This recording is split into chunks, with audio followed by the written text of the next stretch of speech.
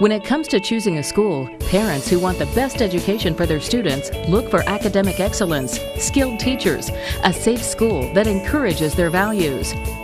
Students want a school with competitive athletics, unique opportunities, and friendships that last a lifetime. Fairfield Christian Academy, the place where parents and students agree. Enrolling now at fairfieldchristianacademy.com.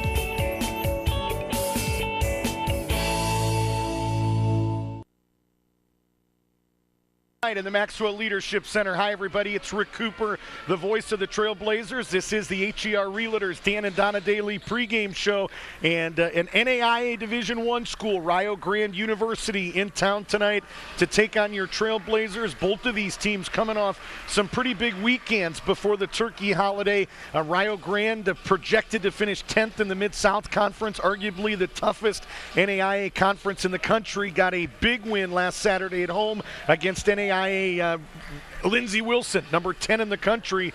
They beat Lindsey Wilson in that game 75-72. Jermaine Warmack, their point guard, scoring 18 of his 22 points in the second half. It snapped a 12-game losing skid against Lindsey Wilson. They had never beaten him, and they knock off number 10, Lindsey Wilson, a week and a half ago. For OCU, arguably their biggest win of the season in terms of at least a weekend, knocking off Mount Vernon Nazarene on Saturday at Otterbein University. They won that game 86-77. OCU up by 28 at one point in that basketball game. They led by 18 at the half and held on down the stretch to beat Mount Vernon for the first time in school history. Junior Wesley Russell, 17 points and 12 rebounds.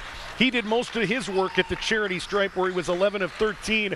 Joe Collier got the start at center. He'll start again tonight, and Collier took advantage, finishing with 11 points and 7 rebounds on 5 of 8 shooting. Ernie McCoy adding 13 points off the bench. The win was OCU's second this year against NAIA schools. And on Friday, a day earlier, the 22nd of November, another big win up at Otterbein against the host school, Otterbein University. OCU outscored Otterbein 42-29 in the second half to win by 19. The backcourt duo of Wesley Russell and Danny Schrock was absolutely sensational, hitting 5 of 8 threes, combining for 31 points. They also, OCU got 38 points off their bench. Nick Baker leading the way, the freshman from Hilliard, with 12 points, including 4 threes. Ernie McCoy and J.J. Smith added 9 apiece. So both of these teams come in playing well, both of them a lot of momentum.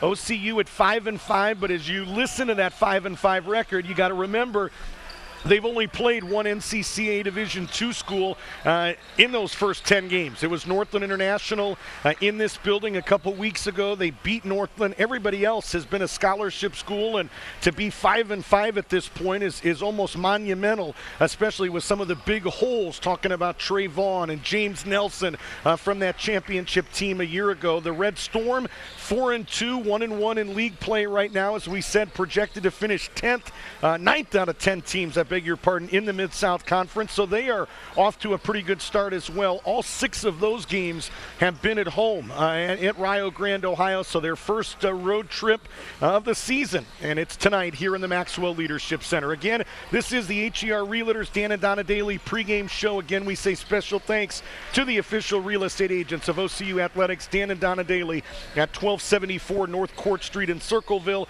You can reach them by phone at 740-477-5509, or you can visit them online at herrealtors.com/Donna Daily. Coming up on the HER Realtors pregame show, we'll compare these two teams statistically. We'll give you tonight's starting lineups. But when we come back, we check in with the former Buckeye star guard, Tony Stockman, in his second year at OCU to get his thoughts on tonight's contest. It's RIO Grande, the Redstorm, at 4-2, OCU at 5-5. Tony Stockman coming up next here on the Trailblazers Sports Network.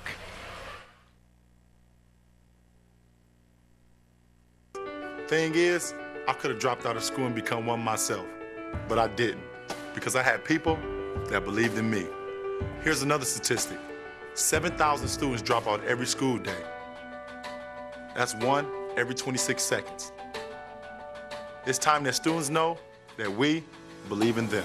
Inspire a student and share your message of support at boostup.org.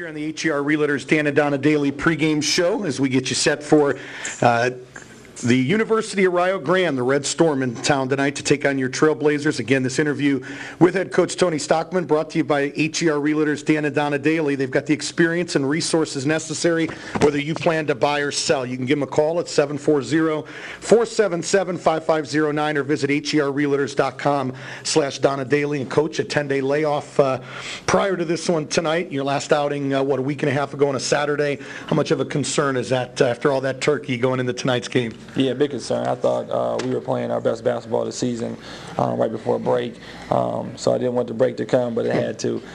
So we just tried to get back in practice and try to get back into form. I told the guys I thought we did good in practice, but we'll see tonight. Yeah, you want to keep playing when you're playing well like last weekend. We'll talk about that weekend in Westerville. First win that actually counts against Mount Vernon, a win against an NCAA Division III as well. Your thoughts on their play? Yeah, I thought it was great. I thought we really started playing together. Defense was a big key. I mean, we wouldn't give them any easy shots. And then on offense, I mean, we was giving up good shots to get great shots, and guys made shots. I thought the energy was great, and we played well. Let's talk a little bit about NAI Division I RIO Grande. Correct me if first NAI one on the schedule, I think, this year. Point Park, Robert Morris, those have all been D2s. They're coming off a big win last Saturday against number 10, Lindsey Wilson. Where do the Redstorm pose the biggest threat tonight? Yeah, it's going to be tough. If we can keep them out of the paint, I think it gives us a good chance. But they got some good guards, and they'll spread you out, and they get into the lane, and they kick out and shoot threes. So if we can keep them out of the paint and close out on shooters, we'll give ourselves a chance. It's the same story with that Point Park game a couple weeks ago. Couldn't keep that point guard out of the lane, set up shooters. How do you do that as a guy that played at a big-time level? What's a key to keeping a guy out of the lane? Well, I think we learned from Point Park is we're not going to pick them up so far. We'll pick them up back in the half court, and then also it's got to be a gang of people cutting off the lane. It can't be just one person when you have good quick guards that are crafty. So we got to help each other out, and then we got to rotate. Hopefully don't get in too much of a scramble mode because then they're going to get open shots. You look at their stats, the first thing jumped out at me is a lot of balance. 5 guys averaging 9 points or better. Philip Hurts, their leading scorer, 17 a game, comes off the bench. So not real deep, according to their coach, 7, maybe 8, but balanced. Yeah, they play well together. I mean, like I said, they spread the court and they move the ball. They play off their guards. They get in the lane and they share the ball. So it's going to be tough for us, but I think we're ready. Let's talk about your team. The piece that continues to kind of be a revolving door is that 5 spot. I noticed last weekend Joe Collier gave you good minutes starting at the 5. How effective has he been in that role? He's been great. Just knowing what to do, being in the right position and knowing what to do at the right times and playing great with his teammates. 3 new faces behind Collier at the 5, talking about Parsons, Carius, Matthias. Each has their own adjustments to make. Carius, a new team. Matthias, you've talked about him learning a new system, and then Parsons still adjusting to life post-knee surgery, which has been a little bit of a struggle. How pleased are you with where all those guys are at this point? I think they're doing pretty good. I think we got to do a better job as a coaching staff of developing them. I think there's different things that we want them to do in our offense that they don't have just simply because they haven't been with us, and we have to develop that. And I think we're making a good effort. And like I said, I think Joe is picking up the fastest, and that's why he got the starting position. Is that easy for you to do as a guy that's played guard his whole life to be developing 5s underneath the rim? Yeah, I mean, it's definitely harder than doing the guards, but first thing I do is go talk to people that know more than me at the post position. I understand that. But yeah, we're just trying to get them to fit our offense and how they can be successful and make it easy for them. Let's talk real quick, just this team as a whole, 5-5 through 10 games, but only one team that you've played at our level, an NCAA 2 Northland International. Is this where you expected to be through 10 games? Yeah, I didn't know. Honestly, I'll tell you, I did not know. I am happy with our last weekend. I thought there were some games that got away from us early on. I think we can be very good when we play the right way, and it's just getting them to do that on a consistent basis. I don't think we've put a whole weekend together. I know we won both games last week, but we started slow in the second game, and we got to understand that for us to be at the end, we got to win 3 days in a row. So just getting them to get that focus and that toughness, and I think today is a good game for us to see. Last, Coach, I know you're putting things on the drawing board right now. What are some things you're going to stress to the guys here moments before tip? I mean, first things first is that just keeping out of the paint. I mean, it's going to be such a big key today for the game, and then that we can't turn the ball over. We got to give up good shots to get great shots and make sure we make them work on defense and not get in a running up and down game. Coach, always appreciate your time. We'll talk to you after the game as well. Thanks. That's the head coach of the Trailblazers, Tony Stockman, here on the HER Realtors Dan and Donna Daily pregame show, the official real estate agents of OCU Athletics. You can visit Dan and Donna Daly and HER Realtors at 1274 North Court Street in Circleville or call 740-477-5509. We'll take a break and meet tonight's starting lineups. Those are coming up next here on the Trailblazer Sports Network.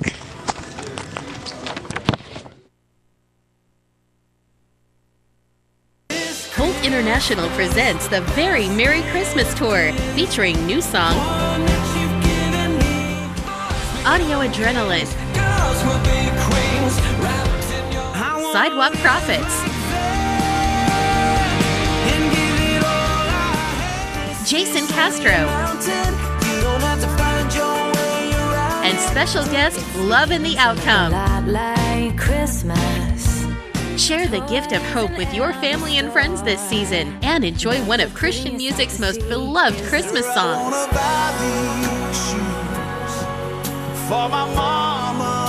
Join New Song for the Very Merry Christmas Tour, featuring new song, Audio Adrenaline, Sidewalk Prophets, Jason Castro, and Love in the Outcome. Presented by Fairfield Christian Academy at Fairfield Christian Church in Lancaster.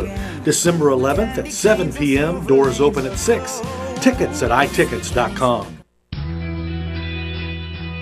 Ohio Christian University offers accredited, career-focused undergraduate and graduate degree programs for busy adults. Classes are convenient, offered online or evenings and weekends at our 12 locations. OCU will prepare you for your next step and help you discover your higher purpose.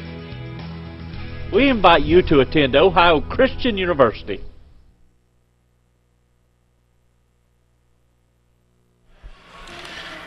Sixth meeting all-time between RIO Grande and Ohio Christian. RIO Grande leads that all-time series 5-0. Last time these two teams met, November 7, 2006, when the Redmen beat Ohio Christian 106-80 at Newt Oliver Arena in RIO Grande. They will play again in 2 weeks on the 17th of December. It'll be a matinee at 12:30 down at RIO Grande, and Ohio Christian is also committed to playing in a early season tournament next year, early season at RIO Grande as well. Probably the thing this program is most known for is a guy by the name of Clarence Bevo Francis that up until last year had the record for most points in a college basketball game. He did it back in the 1950s, had 116 in a game against a junior college that they didn't count because it was against a junior college, so that just made him mad, and Clarence Bevo Francis went out and did it again. Scored 113 against Hillsdale College back in 1954. It was a record until last year when sophomore Jack Taylor of Grinnell College in, I believe, Iowa exploded for 138 points against a school at OCU's level, Faith Baptist Bible College out of Ankeny, Iowa. And just a little tidbit on Mr. Taylor. Not only did he erupt for 138 a season ago, he also has the third highest total. He did that about, 2 weeks ago when he scored 109 against Crossroads College. And that, again, another NCCA Division II school. So Mr. Jack Taylor has made his living against the NCCA Division II. But up until last year, Clarence Bevo Francis, the guy that had scored the most points in the history of college basketball. And when you do that, they remember you 55 or 60 years later. And they have he's a special place in RIO Grande history. Let's meet tonight's starting lineups. First of all, for the Redstorm, they were formerly the Redmen up until about 5 years ago when they, like St. John's University and others, got more politically correct and changed their name to the Redstorm. They are out of RIO Grande, Ohio, in NAIA Division I, out of the Mid-South Conference, which, as we said a few moments ago, arguably the toughest NAIA conference in the country. And Ken French, their head coach, trying to do it not with a full deck. Some of these other schools allowed up to 11 full-ride scholarships. RIO Grande only uses 6, and they have decided, because they've just had a tough time in the Mid-South, not being, as he would say, fully funded, they are going to make a move to maybe a better fit. The KIAC, which hosts schools like Berea, Brescia, Cincinnati Christian, Asbury, they will join that league beginning in 2014-15. So let's meet tonight's starting lineup for the Redstorm. They are out of RIO Grande, Ohio. Enrollment of about 2,300 there. A tuition, a sticker price of $30,000. Founded in 1876 as a teacher's school. The Redstorm led tonight by Jermaine Warmack. The 5'10 senior will get the start at the point, averaging 13.9 points per game. That's second best on the team. 4.7 rebounds and a team best 4.5 assists.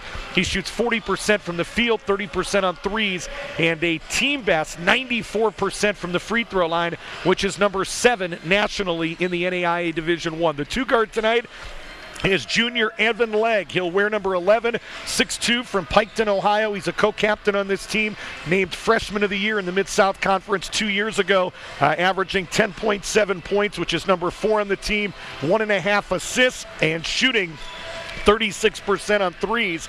He too shooting 94% from the free throw line, just a little bit better percentage-wise than Warmack. So what a luxury Ken French has. Starting backcourt, point guard and shooting guard, both at 94%. Legg, number 5 in the NAIA Division I. He has 36% on threes, 11 makes, which is tied for a team high. The small forward tonight is Travis Elliott, 6'2 junior from Ironton, Ohio, a third-year player, 9 points, 3.7 rebounds, 41% from the field. The power forward tonight is Bilal Young, 6'6 freshman from Cleveland, Ohio, though he finished his high school education at Focus Learning Academy in Columbus. He is long, he's athletic, he can rebound, averaging a team best 7.5 boards to go along with his 11.8 points, 51% from the field, and shooting 40% on threes, 2 of 5 here early in 2013. The man in the middle is Jalen Harris, true freshman out of Stevens City, Virginia. Extremely tough, came from that Fork Union Military Academy, same school that produced a Heisman Trophy winner by the name of Eddie George from Ohio State. 6.5 points, 6.5 rebounds, and a team best 1.3 blocks. The head coach is 44-year-old Ken French in his 8th season, 78 wins, 141 losses. He wins at a clip of 36%. This job is his first head coaching job, as had done some assisting in college at Tusculum in Tennessee. Also has served as an assistant coach at St. Joe's down in Huntington, West Virginia. Also at Sarita Canova High School. Again, a native of Huntington, West Virginia. Has a wife, Tanya, and 2 children, a son, Trey, and a daughter, Allie. He is a 1993 West Virginia State graduate. He's assisted tonight by Nicholas Careholt, Zach Thompson, and Ty Cornett. For OCU, their backcourt remains the same. It'll be Evan Bartlett and Danny Schrock. Bartlett, the sophomore from Huber Heights, Ohio, a second-year player, 6 points, 2.8 rebounds, 35% from the field. He is shooting 28% from behind the arc. The two guard is also a sophomore from Sugar Creek. It is Danny Schrock. He'll wear number 12, 5.5 points, 37% on threes, 37% from the field as well. The small forward is the national tournament MVP from a year ago, Wesley Russell, also the Mideast Region MVP from 2013. Team highs. How many times can you say this with a guy? Team highs in points, rebounds, assists, and steals. 16.6 points, 8 rebounds, 5.6 assists, and 2.8 steals. 48% from the field, 25% on threes, 75% from the charity stripe. The power forward tonight is Evan Mills, 6'5 junior from Columbus, Pickerington North High School, 7.8 points and 4.5 rebounds. He's shooting 44% from the field and 75% from the charity stripe. And Joe Collier will get the start again at the center. Played well last weekend against Outerbind and Mount Vernon. Collier, the junior from Canal Winchester, 3.9 points and 2.3 rebounds. He is shooting 50% from the field. The head coach of OCU in his second season is Tony Stockman, 32 wins, 13 losses, a 71% winning percentage. Graduated from Ohio State back in 2005, had an 8-year playing career overseas in France, Germany, Israel, Mexico, and most recently Brazil. He was the 2000 Mr. Basketball in the state of Ohio. Has a wife, Brittany, and 3 sons, Tayden Maddox and Brayson. Also one daughter, Mayte, thank you, born September 22nd of this year. He is assisted tonight by the Sports Information Director, Jamie Batten, as well as Ty Manuel. So that is your OCU starting lineup. We'll take a break as they do the national anthem and the opening prayer. We'll have the opening tip coming up next here on the Trailblazers Sports Network. Ohio Christian University offers accredited, career-focused undergraduate and graduate degree programs for busy adults. Classes are convenient, offered online or evenings and weekends at our 12 locations. OCU will prepare you for your next step and help you discover your higher purpose. We invite you to attend Ohio Christian University.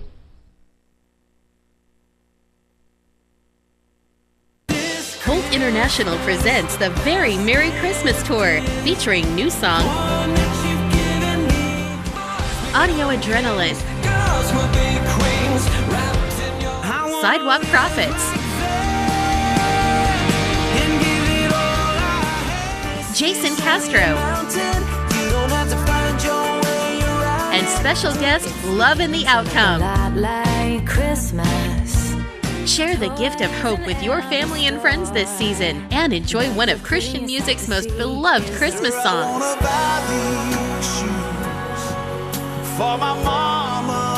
Join New Song for the Very Merry Christmas Tour, featuring new song, Audio Adrenaline, Sidewalk Prophets, Jason Castro, and Love in the Outcome. Presented by Fairfield Christian Academy at Fairfield Christian Church in Lancaster. December 11th at 7 p.m., doors open at 6. Tickets at itickets.com.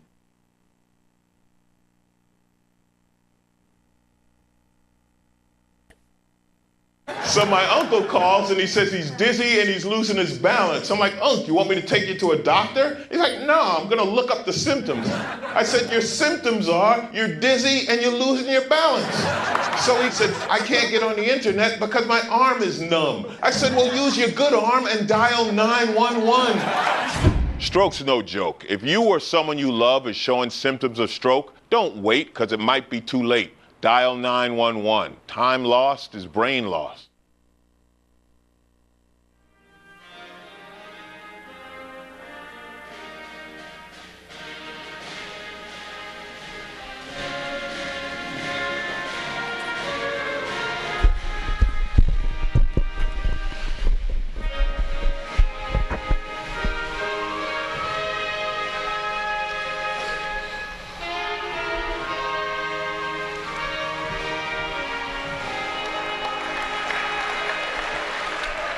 National anthem means we are just about set for the opening tip. Again, it is the NAIA Division I Redstorm out of RIO Grande, Ohio, the University of RIO Grande, currently out of the Mid-South Conference, a 10-team basketball league, including Pikeville, Georgetown, Lindsey Wilson, Campbellsville, Cumberland's, St. Catherine, Shawnee State, Bluefield, and another Cumberland out of Tennessee, the first that I mentioned out of Kentucky. And how brutal is that league right now? You look at the NAIA Division I standings, and it is Georgetown number 1 in those standings, Pikeville number 7, Lindsey Wilson number 10, and Cumberland's out of Kentucky and Campbellsville both receiving votes in that top 25 poll. So it is a tough league. RIO Grande 11-19 a season ago overall, 6-14 in league play. That's those 6 wins are the most that they have had in that Mid-South Conference. I believe it's their 5th year in that league, and again, they will move out beginning in 2014. And not only is it a good fit for them, but talking with their head coach, Ken French, he said, Rick, it's a little bit shaky in the Mid-South right now. Georgetown has applied for membership in the NCAA Division II. RIO Grande, Cumberland's out of Tennessee, and Bluefield are all leaving, and he feels like Pikeville and Shawnee State aren't going to be far behind. And so sometimes your hand is forced a little bit by what is transpiring around you.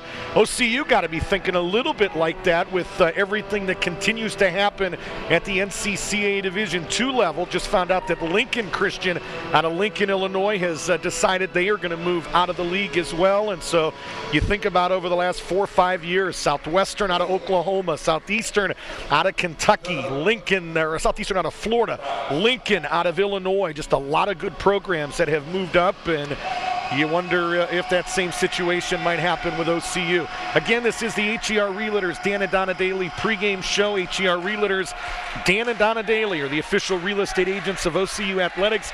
Visit Dan and Donna Daly and HER Realtors at 1274 North Court Street in Circleville. You can reach them by phone at 740-477-5509. They were also the exclusive sponsor of our national championship ring ceremony a couple weeks ago in this building, and we thank them for that. So RIO Grande and OCU, comparing these two teams statistically, RIO Grande 88 a game, they give up 76 plus 12. The Trailblazers score 83, they give up 84 minus 1. OCU 44% on twos, RIO Grande 45%. OCU 32% on threes with 88 makes, RIO Grande 35% behind the line with 47 makes. OCU 73% at the line, 143 out of 195. RIO 73% as well. So both of these teams shoot it well at the stripe. RIO 129 out of 177. Both of these teams out-rebound their opponents. OCU +5, RIO +6. OCU 15 assists a game, RIO Grande 15 as well. OCU 3 blocks, RIO Grande 4. And in terms of turnovers, the Redstorm turn it over 15 times a game, and OCU turns it over 16 times. When I talked to their coach, Ken French, earlier in the week, I asked him about some keys to victory, and one of those stat lines he keeps a close eye on, and it's the assists. He says when we move the ball, we're really good, and he determines usually how well they play.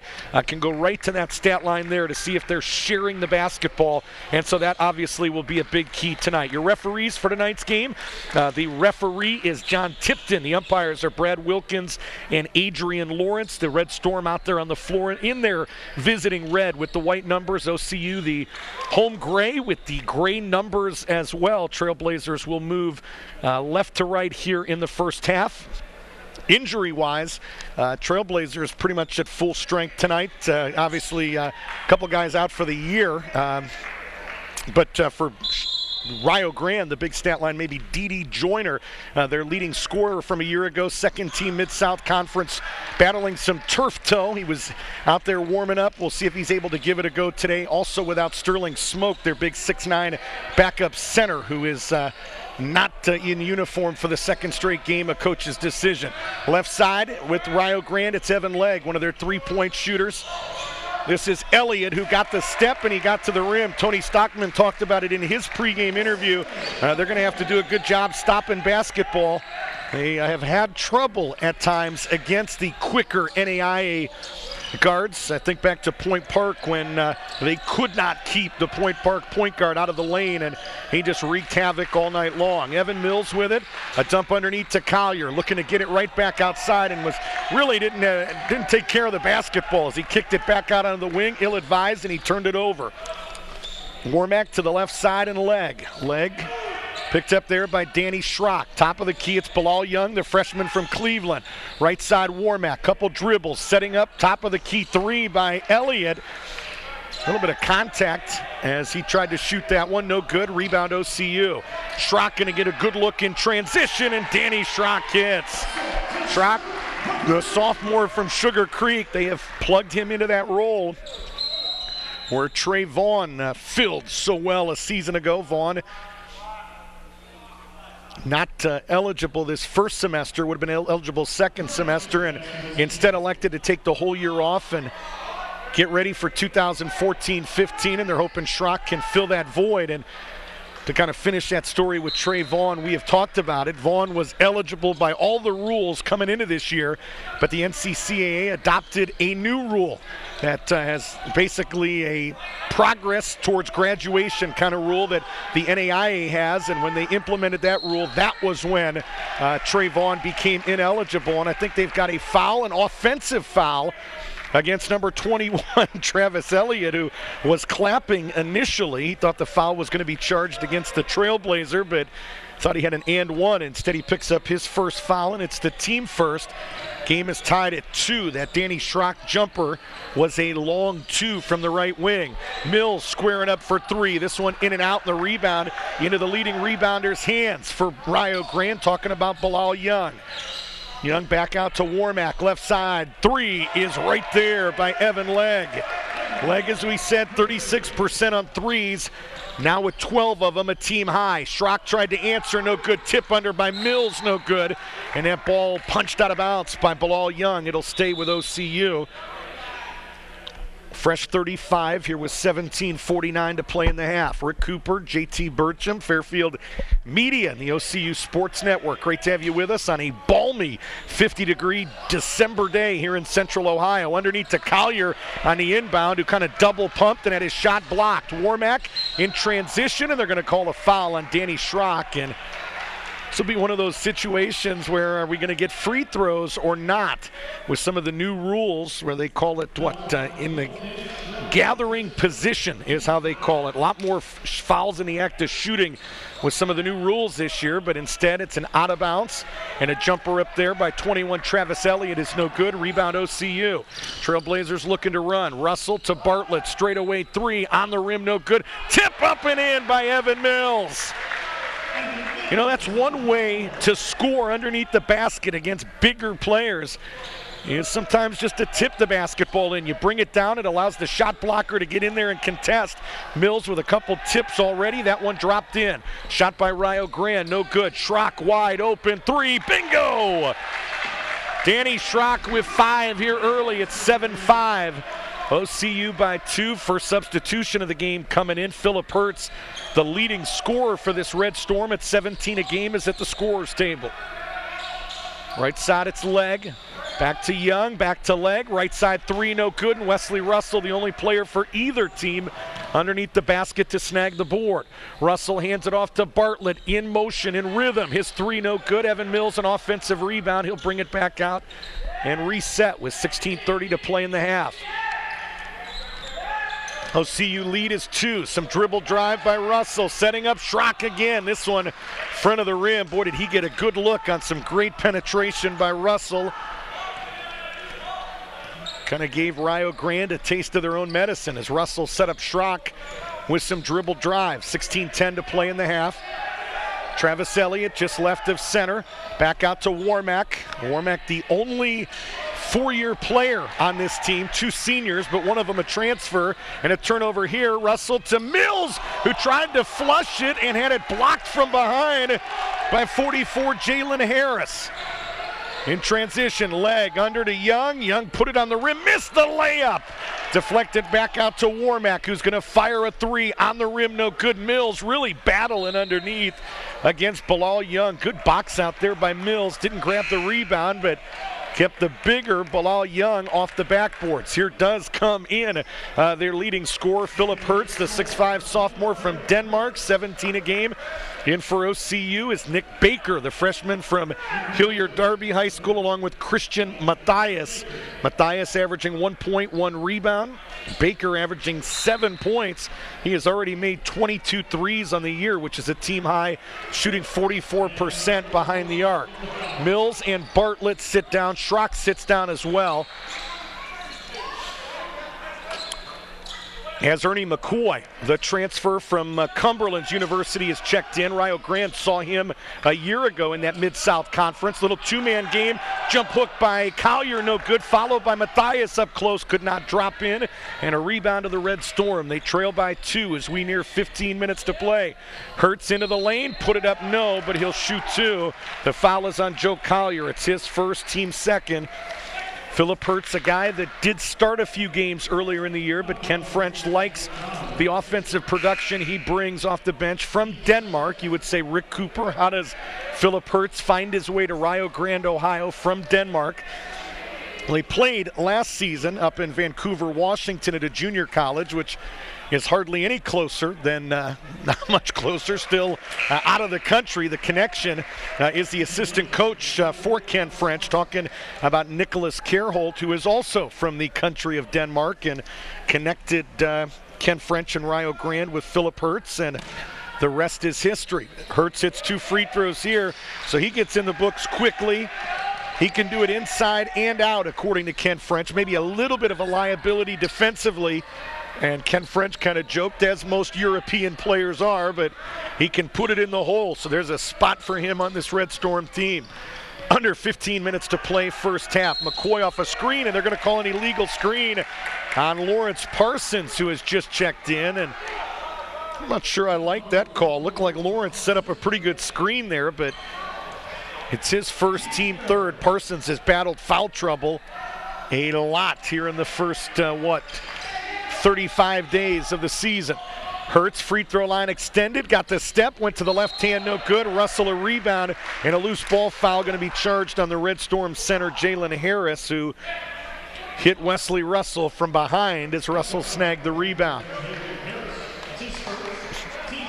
First foul on Jalen Harris, freshman from Stevens City, Virginia. Second on the team, tied at 7. 14:30 to play first half. Rick Cooper and the OCU Sports Network. Again, delighted you've decided to join us. Right side, it's Nick Baker. Baker back out to Russell. Free throw line extended. Gets it to Baker in rhythm. His three on the front of the rim. No. Parsons kept it alive, and Hurts came in and said, Rick Cooper, what are you talking about? Us Europeans playing D. Snagged that rebound. Left side, 21, Elliott. Into the lane, kicks it to Legg. Back to Elliott. Elliott to the right block, muscled it up over Russell, no good, and Parsons up high to grab the rebound. Under 14 minutes to play, first half. Baker, another good look on a three, and again, it doesn't drop in for the freshman, doesn't miss very many of those. Rebound, RIO Grande, and they're going to call a blocking foul on Ernie McCoy as he tried to beat Jermaine Warmack to that spot, but it's going to go down as a foul on McCoy. And it's his first and the team fourth. As we said, Ernie McCoy played with the University of Cumberland out of Kentucky a season ago, so kind of a unique situation as he plays the same opponent in successive seasons for two different teams. Left baseline, it's Warmack. Back out now to Ricky Tisdale, the other senior on this team that transferred in from William Jewell College in NCAA Division II. Up in Missouri from a season ago where he averaged 7 a game.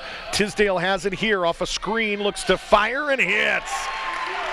And did that one with Lawrence Parsons extended right in his face. 10-7 into the lane at the other end. Lost it, got it back, did Chris Little, and then the shot up close, no good. Rebound, Redstorm. Little is checked in, as you can tell, the freshman from Columbus and Bishop Hartley High School. Warmack, top of the key to Harris, around the horn to Tisdale, a drop down low to Hurts, working against Matthias, back out to Tisdale, back to Hurts, now will fire a three, and he grazed the right side of the rim, no good, flat-footed rebound to Nick Baker. 10-7, 12:48 to play. McCoy to Parsons. Back to McCoy. This is Christian Matthias, the freshman from Nigeria. 12 on the shot clock. McCoy looking to shake and bake. Not getting anywhere as Warmack continues to play good D. Shot clock down to 5. McCoy again trying to make something happen. Lost it, threw it up at the rim, nearly put it in. And a rebound into the hands of Jalen Harris. A lot of standing around on that offensive set. Not going to make Tony Stockman very happy. Left side, it's Legg. Penetrates to Hurts, now to Warmack, who got the step, put it up, no. But he was fouled. Couple Trailblazers there. Looked like Chris Little may have been the guy that got him initially, and that is going to be the call. The foul on Little is his first. And the team fifth. Couple substitutions at the table. J.J. Smith will make his first appearance. Russell will check back in for OCU, and Bilal Young will check in after this first free throw for the Redstorm, and Young does get a chance. And that first free throw up and in. Jermaine Warmack with his first point.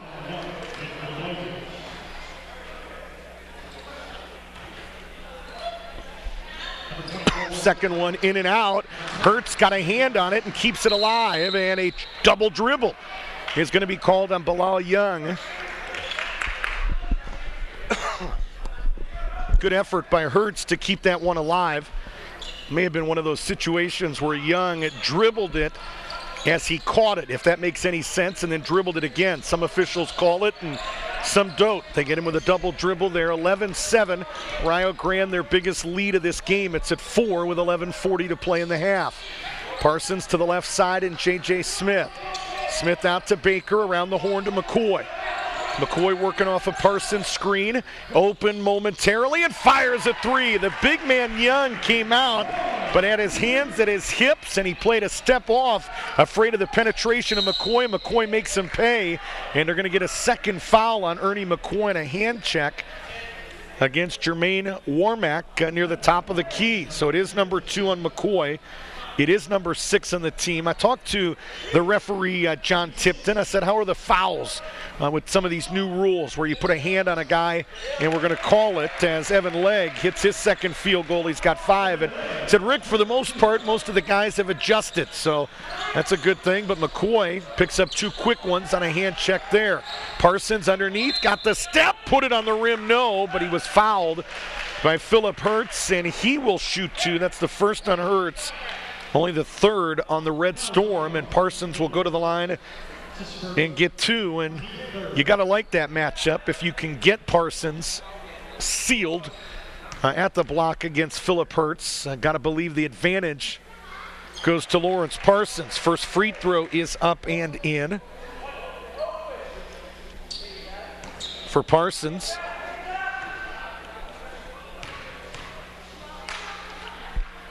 Second one for the southpaw, bends the knees, no good, and J.J. Smith runs down the long rebound. McCoy fires a 3, backside of the iron. Evan Legg, the rebound. Legg looking to bring it up the floor. Back out to Warmack, who now goes left wing to Legg. Legg to Tisdale. Tisdale against McCoy, who's got to be careful with those 2 fouls. Young back to Tisdale, open 3, in and out. Russell the rebound for OCU. Russell to Parsons in transition. Shot no good. Smith put back no good. Rebound Redstorm. Wesley gave that to Parsons in a tough spot. Didn't look very pretty, the shot by Parsons, but he gave it to him in a real precarious position. Ball went out of bounds off of OCU. It'll stay with the Redstorm, but one of the keys to being a guard in transition, a good one, is not only to distribute the basketball, but to give it to the guy when he needs to have it, and not necessarily, that's not always in every spot. Good example right there, as Parsons wasn't in a position where he could do very much with it, and the quality of his shot attempt reflects that. 10:24 to play here in the first half. 13-11, the Redstorm by 2. John Tipton over at the scorer's table has everything ironed out there, and the Redstorm with it with 25 on the shot clock. Hertz spins into the lane, setting up Bilal Young, their center, who tries to fire a 3. This one off the rim, no good. He has hit a couple this year, shooting 40% on 3s, the freshman from Cleveland, Ohio. Chris Carius has checked in, number 33 for OCU. The sophomore from Columbus has a touch here against Young. Very methodical as he gets into the rim. Little jump hook is up and in. They don't send any help. They let him go mano-a-mano. Bilal Young against Chris Carius, and Carius again not going to do anything fast, but very casually and calm, cool, and collected, going to work his way to the rim. Hertz at the other end, offensive foul. There to take it was Nick Baker, met him at the left block. The foul on Hertz is his second, and the team 4th. And that's something else, talking to the men in stripes, that's going to really be null and void pretty much from now on, are offensive fouls, because you have to be there before the player even begins to make his move. It's not like it's become a lot more difficult, and give credit to Nick Baker with those new rules, really had to beat Philip Hertz to that left block, and he did. Tied at 13. Hertz has to sit down with those 2 fouls. 9:30 to play in the half. McCoy stays in there with 2 for OCU. Another touch for Carius. This time they send help, and what? An offensive foul on Carius as Evan Legg does the exact same thing that Baker did at the other end. He beats Carius to the left block and draws the offensive foul. Nicely done by Legg. It's the first foul on Carius, the 7th on OCU. No free throws on the player control foul. Right side, it's Tisdale. Now to the top of the key, goes left wing to Evan Legg. Legg spins, setting up a shooter, Warmack on the opposite side. His 3 no good. Russell another rebound for OCU. So we said pregame, Russell leading this team in rebounds. 15-footer is right there. I think that's the first field goal attempt for the national tournament MVP. 11 minutes into this game. Wesley Russell into the books with his first points, and it gives OCU a 15-13 advantage. Tisdale just right of center. As we said, one of two seniors on this team. He transferred in, though, first year with the Redstorm. Right baseline, it's leg around the horn. Jumper from 17 feet by Harris, no good. Offensive rebound by Young, and he missed it up close. Rebound OCU. Trailblazers looking to run. Baker, another good look on the baseline, and he hit it. Nick Baker missed two. He's not going to miss a third in a row. The third time a charm for the freshman from Hilliard-Darby, and it gives OCU their biggest lead. 18-13 as we near 8 minutes to play in the half. Warmack may have taken an extra step as he worked his way to the rim, and Warmack with three. It's 18-15. Sure looked like he took an extra step after he picked up the ball. McCoy into the lane. His runner is off the mark, and Bilal Young, a defensive rebound. 7:45 to play first half. 18-15, I beg your pardon. OCU by 3. 23 on the clock. Leg, right side three to tie it, and he hits. That's 8 points for Evan Legg. That is a team high 8. It is a game high 8 as well. Tied at 18. 7:23 to play in the opening half. Right side, it's Ernie McCoy. McCoy back out to Russell, who's going to reset with 15 on the clock. Off a screen from Carius. Setting up Baker again on the rim, no good. Smith up high, tried to get a hand on it, but ball went right into the hands of Bilal Young. Warmack again off a screen. Near the right elbow, hands it off to Legg, who thought about a three. Back to Warmack, who fires a long three, no good. And J.J. Smith, the freshman, with the defensive rebound.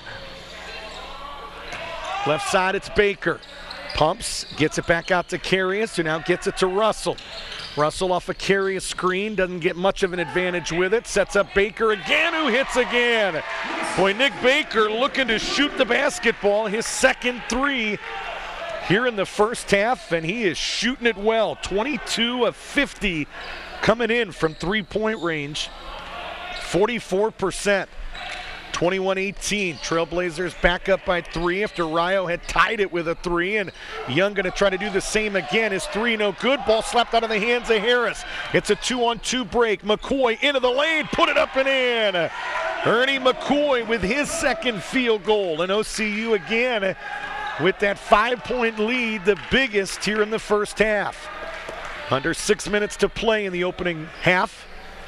OCU by 5, 23-18. It is Tuesday Night Hoops presented by Zwoyer and Associates Insurance Agency and the Westfield Insurance Group. Russell in transition to Smith. He short-armed it. Rebound RIO Grande. 2-on-1 break. Warmack now as J.J. Smith comes back. 2-on-2. Fans thought maybe he double dribbled. Legs 3 off the mark, and J.J. Smith another rebound. 5:25 to play first half. 23-18. Both these teams playing hard. Not a lot of points on the scoreboard here. 15 minutes in. 41 points between the two teams. Again, Tuesday Night Hoops presented by Zwoyer and Associates Insurance Agency and the Westfield Insurance Group, the official insurance agent of OCU Athletics. And Nick Baker off a screen, streaking to the basket, hits again. 8 points for Nick Baker, and Ken French, not happy, has called a timeout, and it is a full. Why don't we take it with him? 4:55 to play first half. OCU, their biggest lead of the game. It's 25-18. You're listening and watching the Trailblazer basketball here on the OCU Sports Network. When it comes to choosing a school, parents who want the best education for their students look for academic excellence, skilled teachers, a safe school that encourages their values. Students want a school with competitive athletics, unique opportunities, and friendships that last a lifetime. Fairfield Christian Academy, the place where parents and students agree. Enrolling now at fairfieldchristianacademy.com.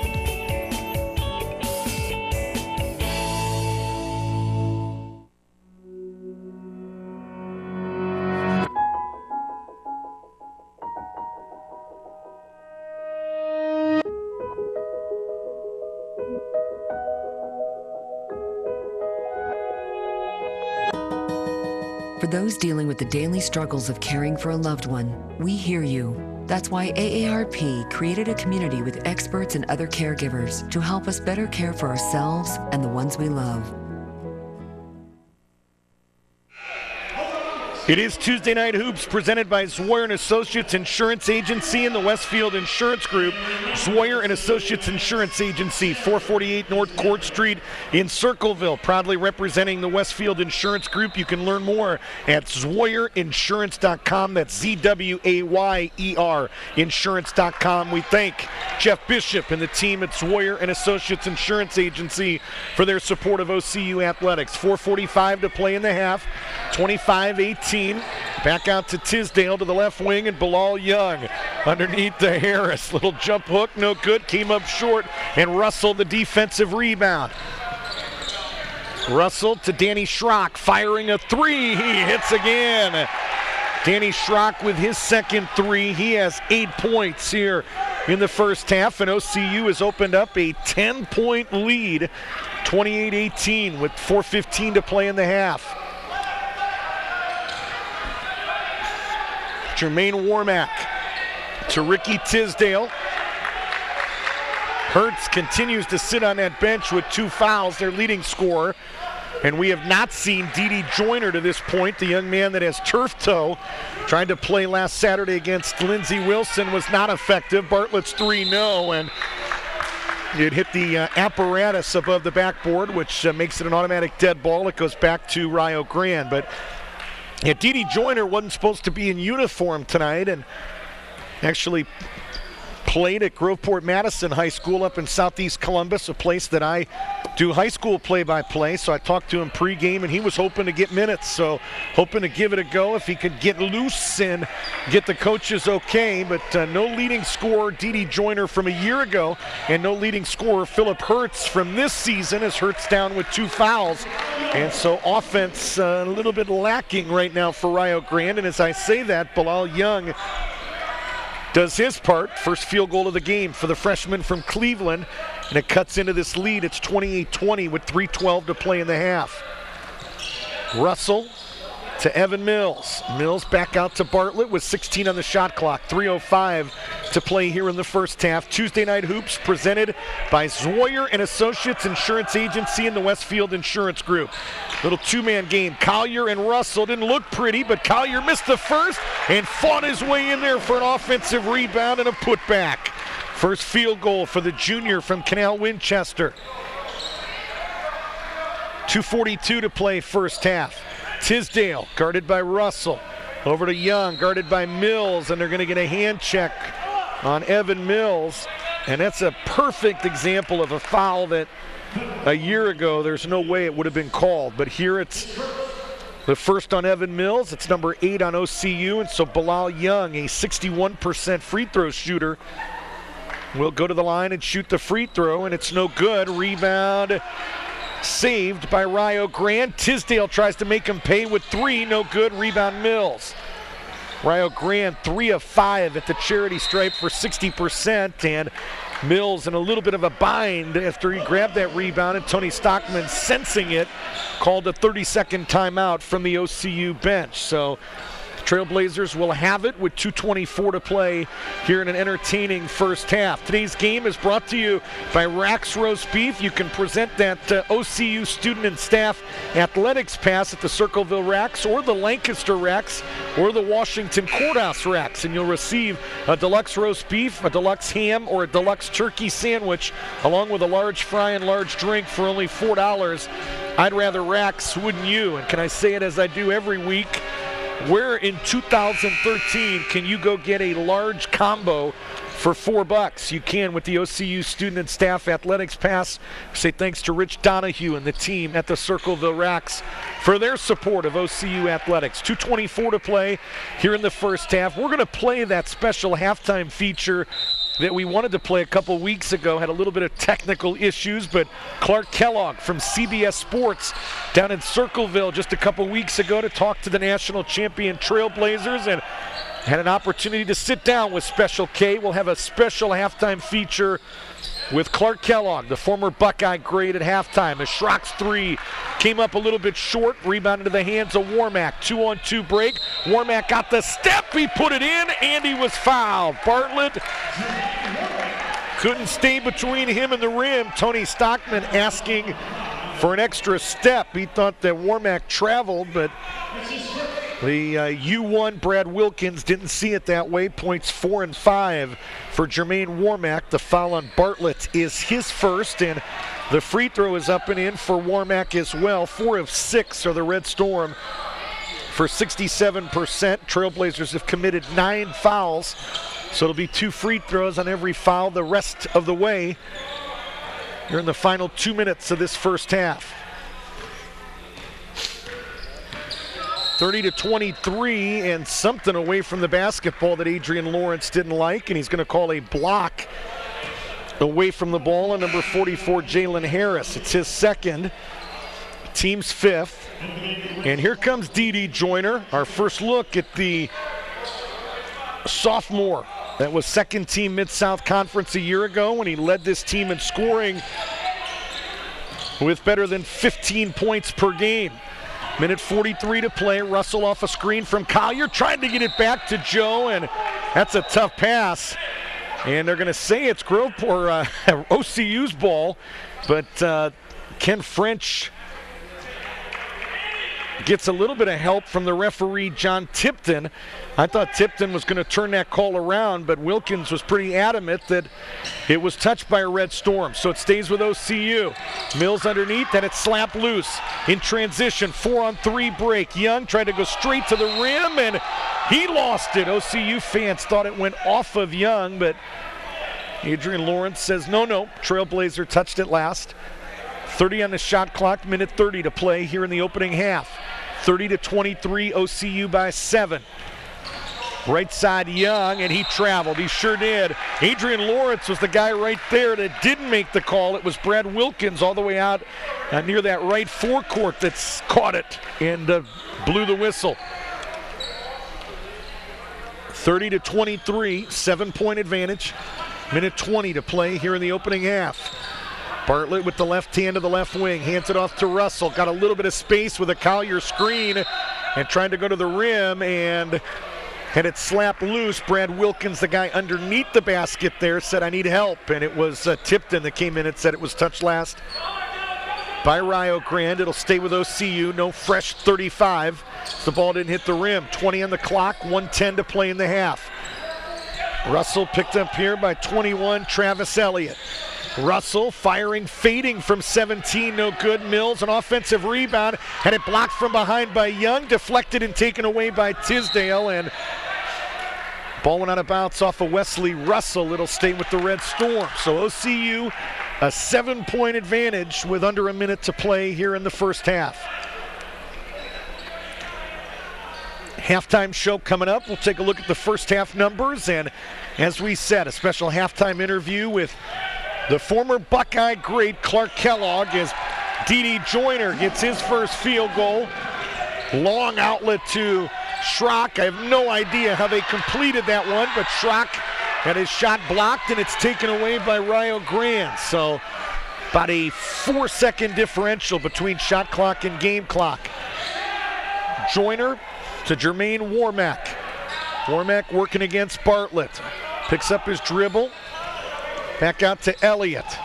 Hands it off to Tisdale. This is Joyner firing a three on the rim. No good. Rebound Bartlett. OCU can hold it for one if they want. Tony Stockman says, that's what I want. Under 10 seconds to play. Ball in the hands of Russell. Got the step on Elliott. Goes to the rim. Shot no, but he was fouled, and he'll get 2 with 2.1 left to play. Foul is charged to D.D. Joyner. It's his first, team 6th. Good effort by Elliott all the way out near the timeline, trying to hound Wesley Russell, maybe force a 5-second call, as everybody in the building knew Russell was holding it for 1. But the danger when you're a guy like Elliott out there against the athletic Russell is, it's just a matter of time before Wesley is going to get the step, and it was a 5-on-4 advantage at that point. First free throw was no good. It's 31-25. Russell with one more, bends the knees and hits. So Russell splits a pair, only his third point, 2 seconds left, and Warmack not even going to shoot the basketball, which is a little bit of a surprise. Don't you give that a chance at least and fire it from three-quarters court, but he elects to just dribble it out. 20 minutes in the books here in the Maxwell Leadership Center. OCU 32, RIO Grande 25. When we come back, we'll check in with, again, one of the legends from Ohio State University, CBS sports analyst, Indiana Pacers analyst, and St. Joe's great from up in Cleveland, Ohio, has the record for most points in a state tournament game. Talking about Special K, Clark Kellogg. We'll talk to him coming up next. OCU 32, RIO Grande 25. You're watching Trailblazer basketball here on the OCU Sports Network. Ohio Christian University offers accredited, career-focused undergraduate and graduate degree programs for busy adults. Classes are convenient, offered online or evenings and weekends at our 12 locations. OCU will prepare you for your next step and help you discover your higher purpose. We invite you to attend Ohio Christian University.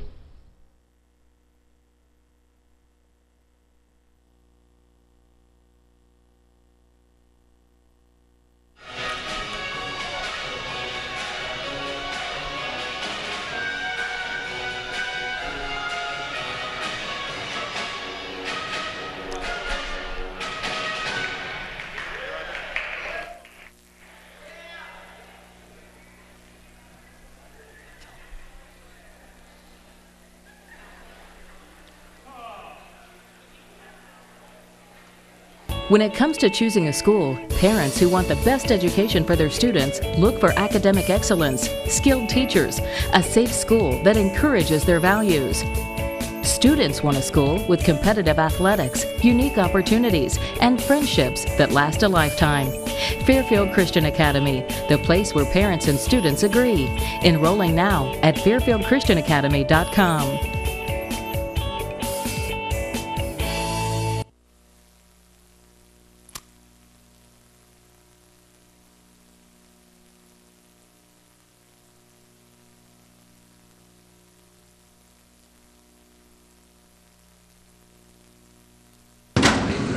Back here at halftime as we give you some halftime numbers. Thrilled to have former Buckeye great Clark Kellogg join us, and Clark in town this week to spend a little time with Tony Stockman, obviously a former Buckeye in the OCU Trailblazers, and I know you just got to spend a little time with him, Clark, but how impressed are you with what Tony's doing down in Circleville? Oh, tremendously impressed. I mean, he's a high-quality guy, obviously had a really good playing career at Ohio State and after for a little bit, and just quality guy, and anytime you see that, you're thrilled. I mean, we share the fraternity of being former Buckeyes, but we also share the brotherhood of being followers of Christ. And anytime I can support folks in any way, but certainly those that belong to the body of believers, then you want to do that whenever you can. And basketball is a natural connector for us as well, so it was good to have a chance to share with not only the basketball team, but some of the other student athletes that were here too. Sure. Love to talk with you. What's going on with you? 22 years on TV with the Pacers. Sounds like you're in a new role, vice president of player relations.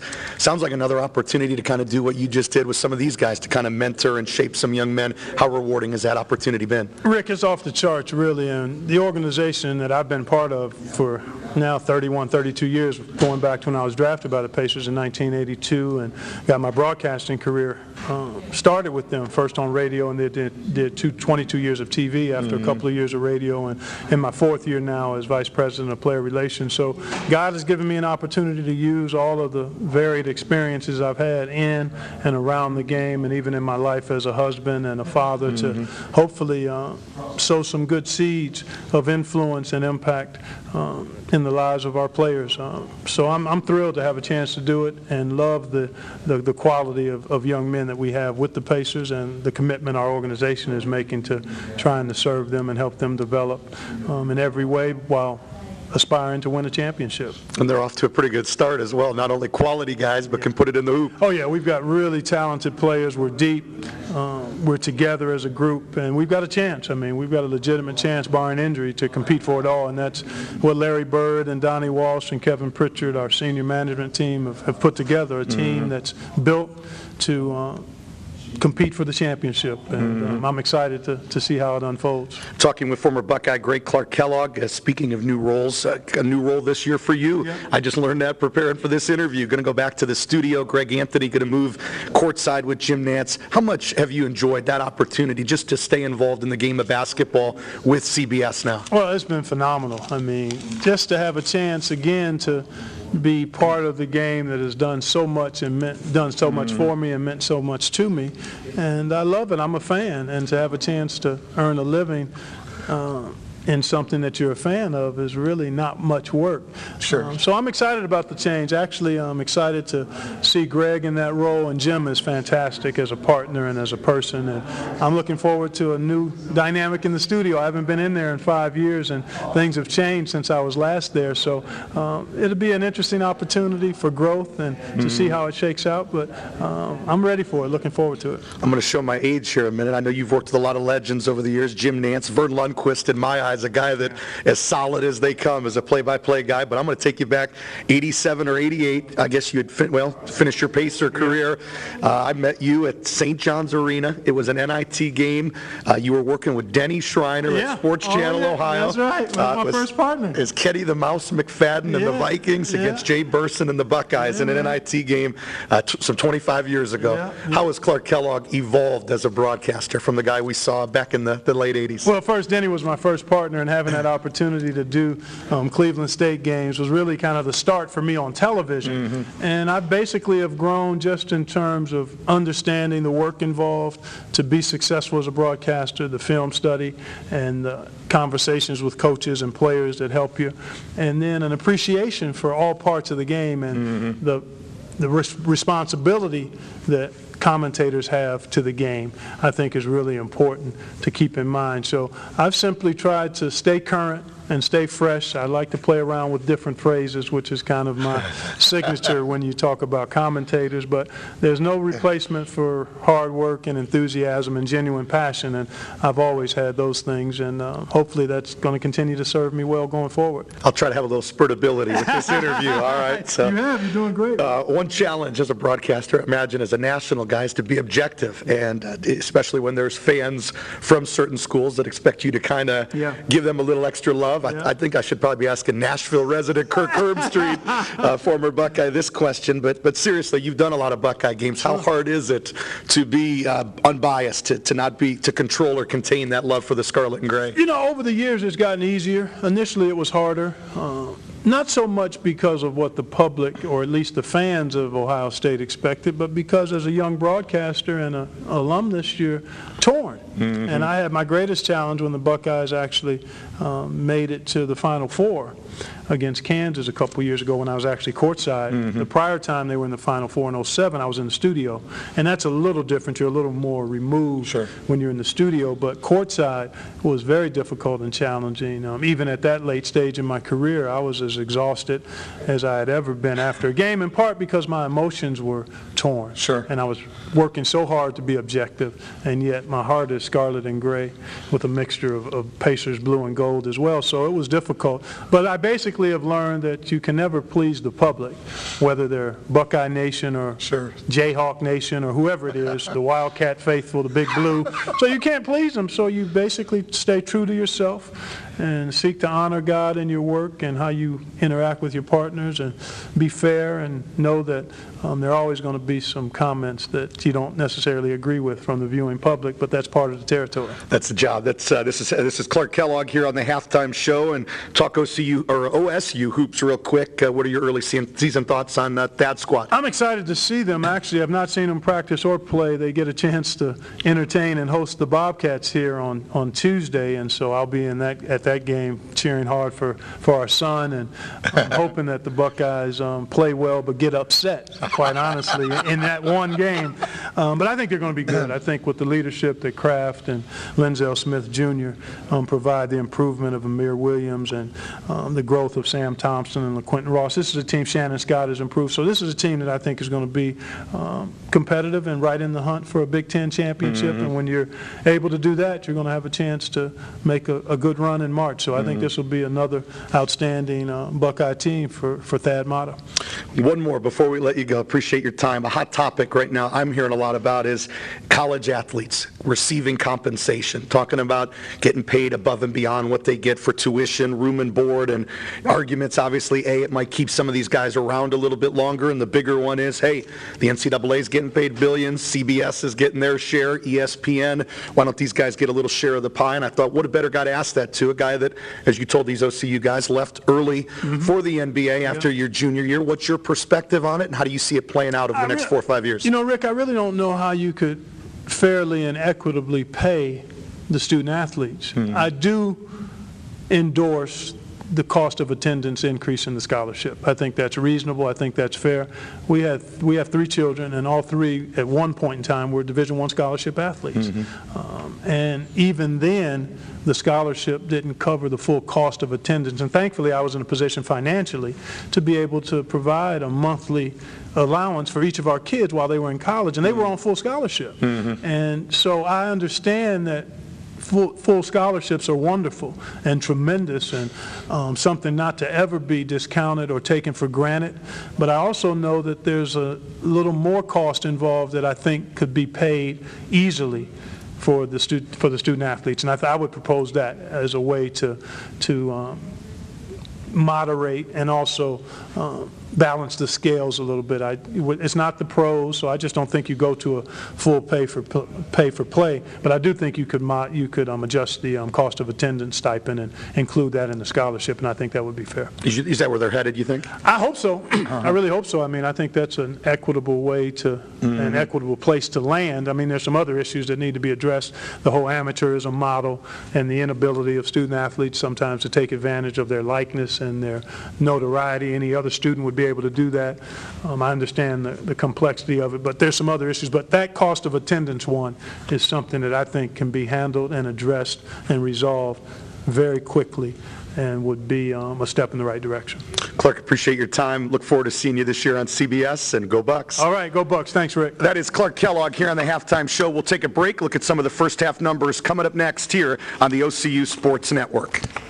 When you open a book, a whole new world comes to life, and you just never know who you're going to meet. Ah, humbug. Read a book and experience the wonder. Discover the fun and become part of something magical. What's happening? To read A Christmas Carol and other books online, go to read.gov. Explore new worlds. Read.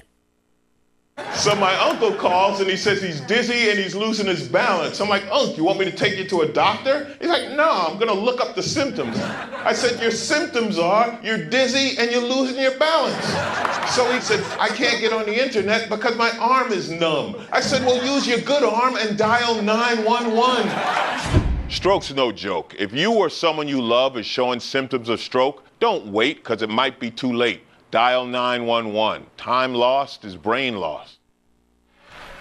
It is Tuesday Night Hoops presented by Zoyer and Associates Insurance Agency and the Westfield Insurance Group. Zoyer and Associates Insurance Agency, where insurance just got easier. 448 North Court Street in Circleville. Call 740-474-6023 to learn more. Again, we say thanks to Jeff Bishop at Zoyer and Associates Insurance Agency, where they proudly represent the Westfield Insurance Group. Scoring numbers in that first half. First of all, for OCU, Danny Schrock and Nick Baker, two of the sharpshooters on this team, lead the way with 8 points apiece.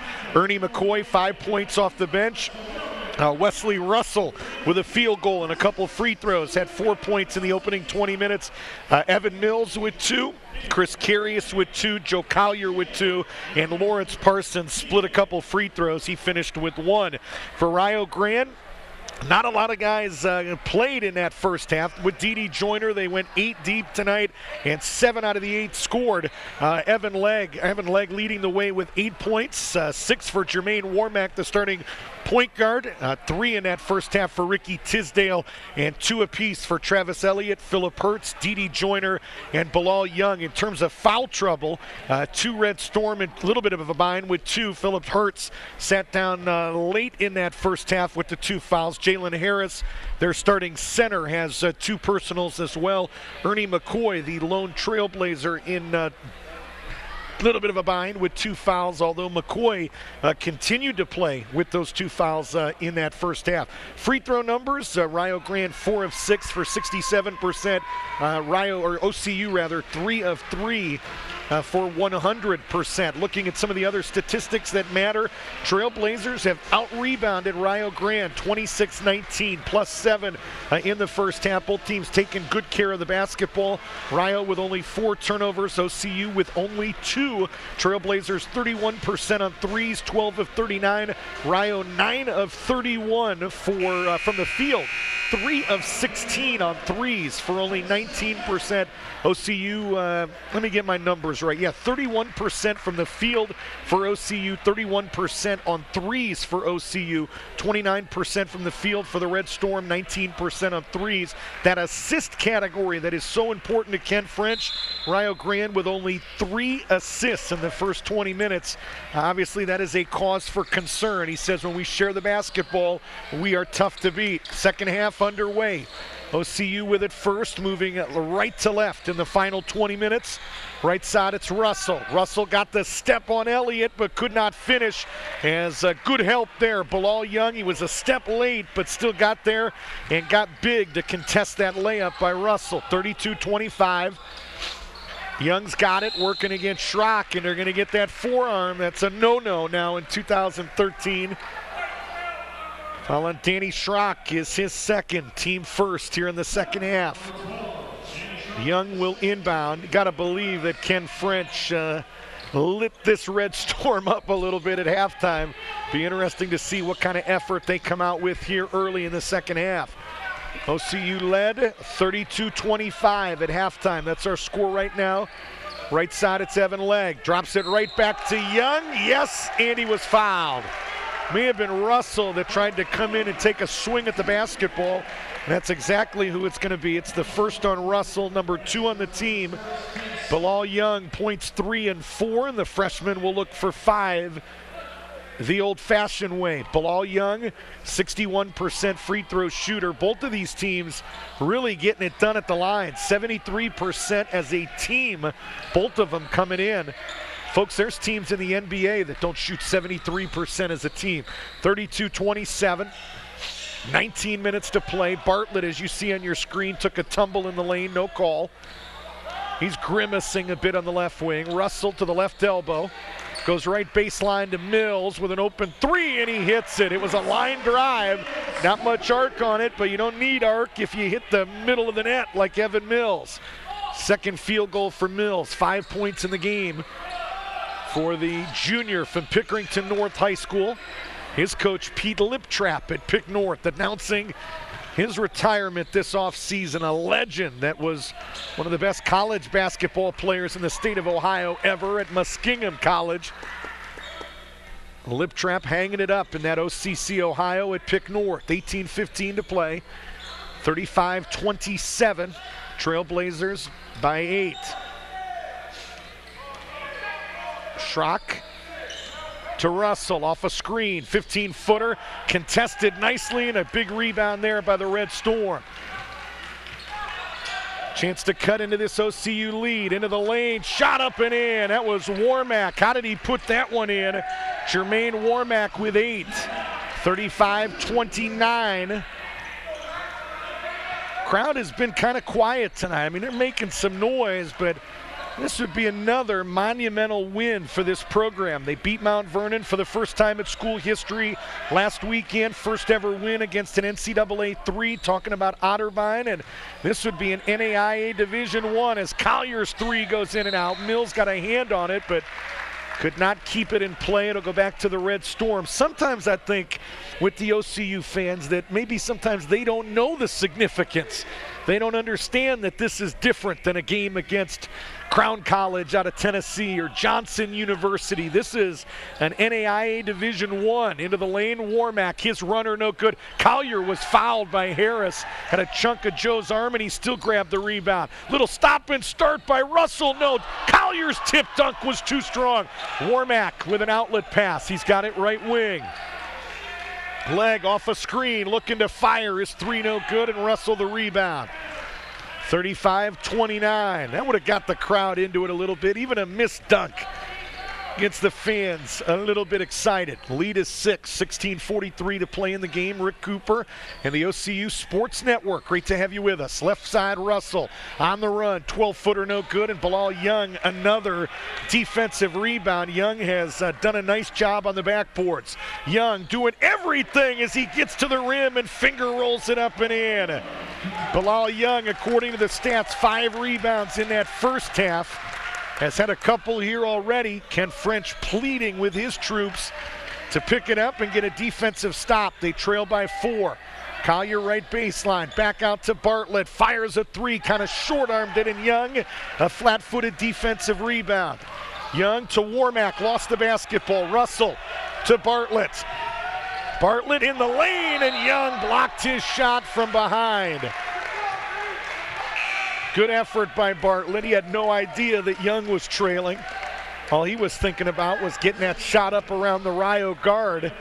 Had no idea that the big freshman, long freshman, 6'6" Bilal Young was lingering behind him. 15:56 to play. Here comes Philip Hertz, as we said, sat much of that first half, at least late in the first half with 2 fouls. Does not start. Comes off the bench and averages 17 per game and makes his first appearance here in the second half. 35-31. Russell and something away from the basketball. I think they got Jalen Harris for a hold on Joe Collier out on the left wing. And it's one of those fouls, if you're Ken French, you're asking why. The guy's 20 feet away from the basket. Collier not necessarily a three-point threat, and you're holding some guy 20 feet away from the rim, away from the basketball. 15:52 to play. Doesn't hurt him here, no free throws, but it's a foul that could hurt him late, especially with the new rules that have led to more fouls called. 35-31. Russell with it here, 28 on the shot clock, 15:43 to play in the game. Russell to Nick Baker, who's checked in. Baker hit a couple threes in that first half, had 8 points, and a block is going to be called here on Elliott. And Elliott doesn't like the call. Second foul on Elliott, second on the team. Elliott from Ironton, Ohio, down in the tri-state area, Huntington, Ashland, Ironton area. Same high school that produced Ty Barnes, arguably the best NCCAA Division II player of all time at Kentucky Christian. 35-31. Into the lane, Collier muscled it up on the rim, no good. Battle for the rebound is deflected around and into the hands of Ricky Tisdale. Tisdale had 3 off the bench, a 3-pointer in that first half. Elliott, top of the key, it's D.D. Joyner who checks in earlier in this second half to Tisdale into the lane, and he put it up and in. So Ken French going to roll the dice a little bit with D.D. Joyner, their leading scorer from a year ago. Second team Mid-South guy that got turf toe 50 seconds in to their exhibition loss at Marshall University back on November 12th. Has tried to play since and has really been ineffective. And Joyner, a defensive rebound there. Opportunity for RIO to tie or take the lead. Got to believe Tony Stockman going to stop play with a timeout if they score here. Leg off a screen, 15-footer is right there. 10 points for Evan Legg, and this game is tied at 35. And Tony's sitting on the bench, not moving. What do I know? Going to let the guys play here as RIO has outscored OCU by 7 in this second half. It is a 10-3 run to tie this game at 35. Russell off a screen, picked up by Joyner, may have carried it on his hip, no call. Tough shot by McCoy, came up short, offensive rebound, Wesley Russell.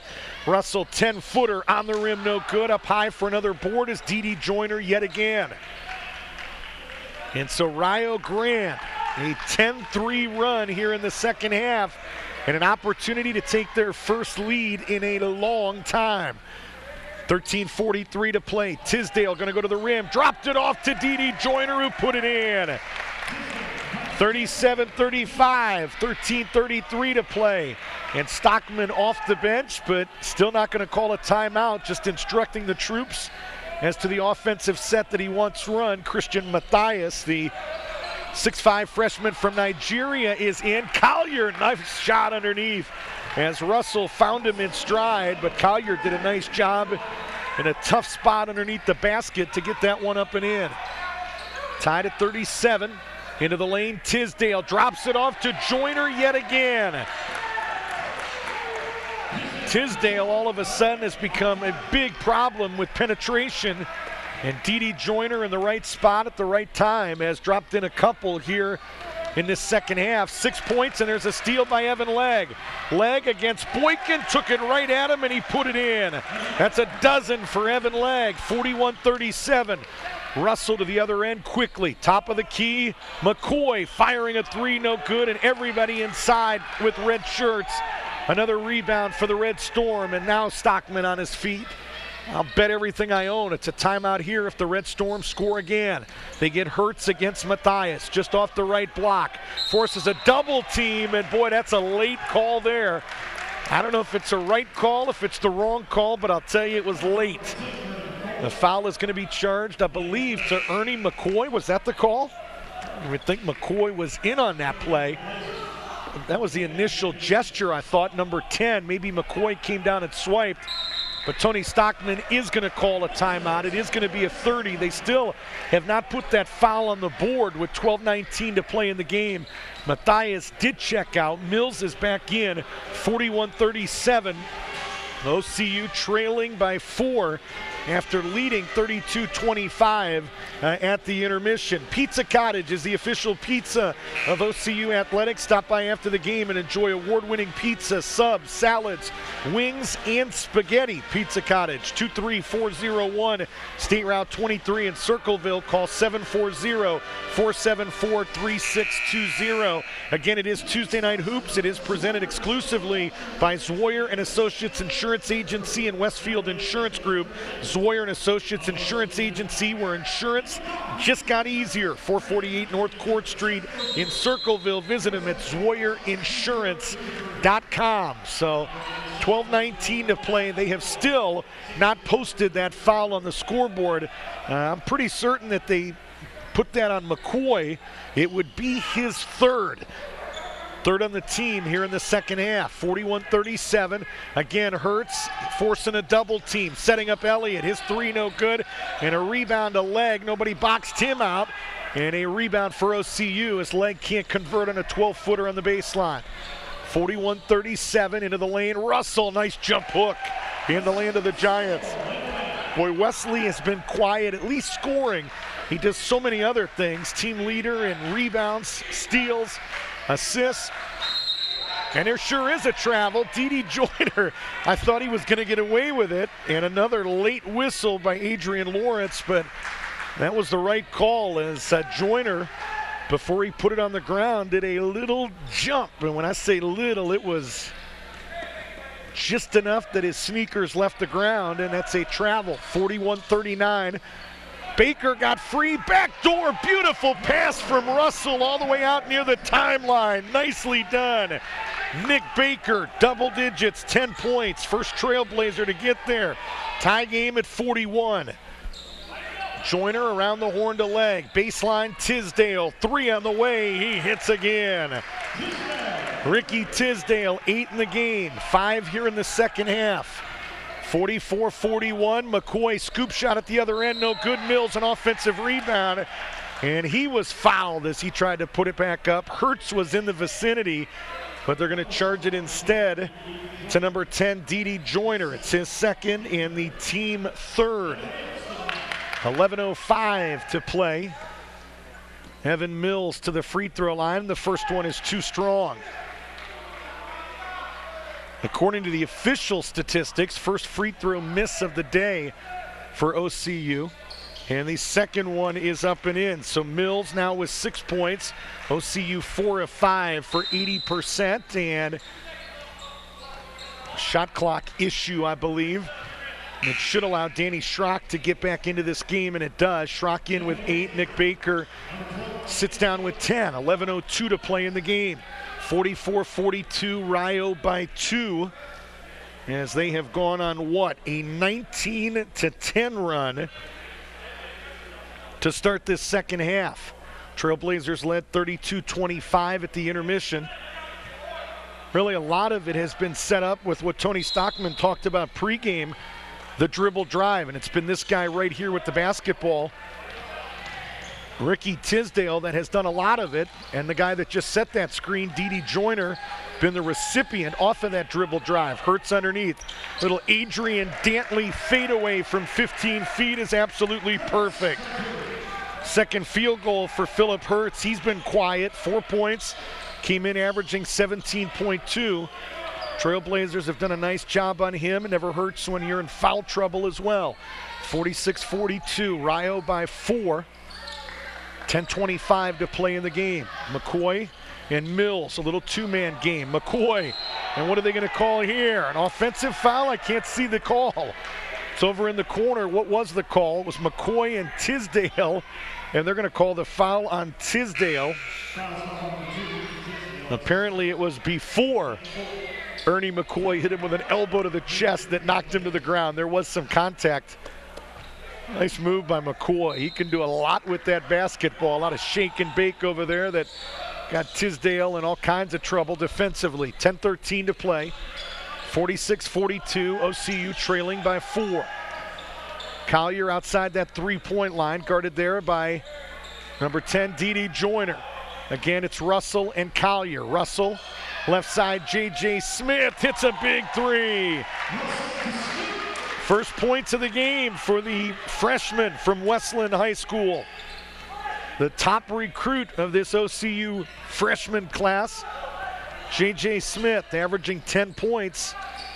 He has 3 tonight, 46-45. Hurts underneath, jump hook over J.J. Smith. A little bit smaller is Smith, but he held his ground nicely there.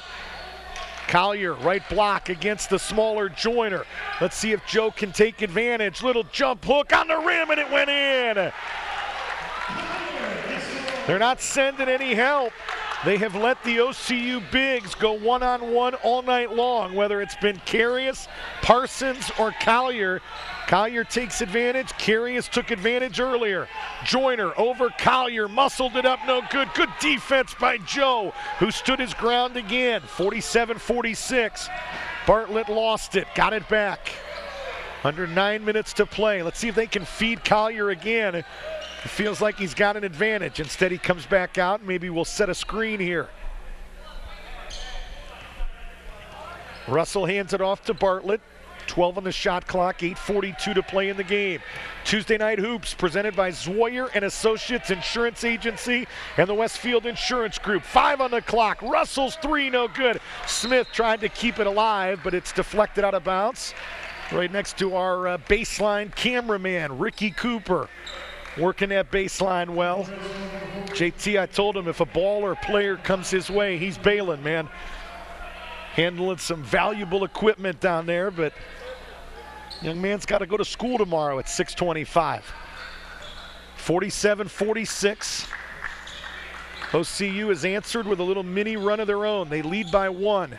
Left side, the sophomore from Groveport Madison High School. Underneath, Elliott just traveled, no call.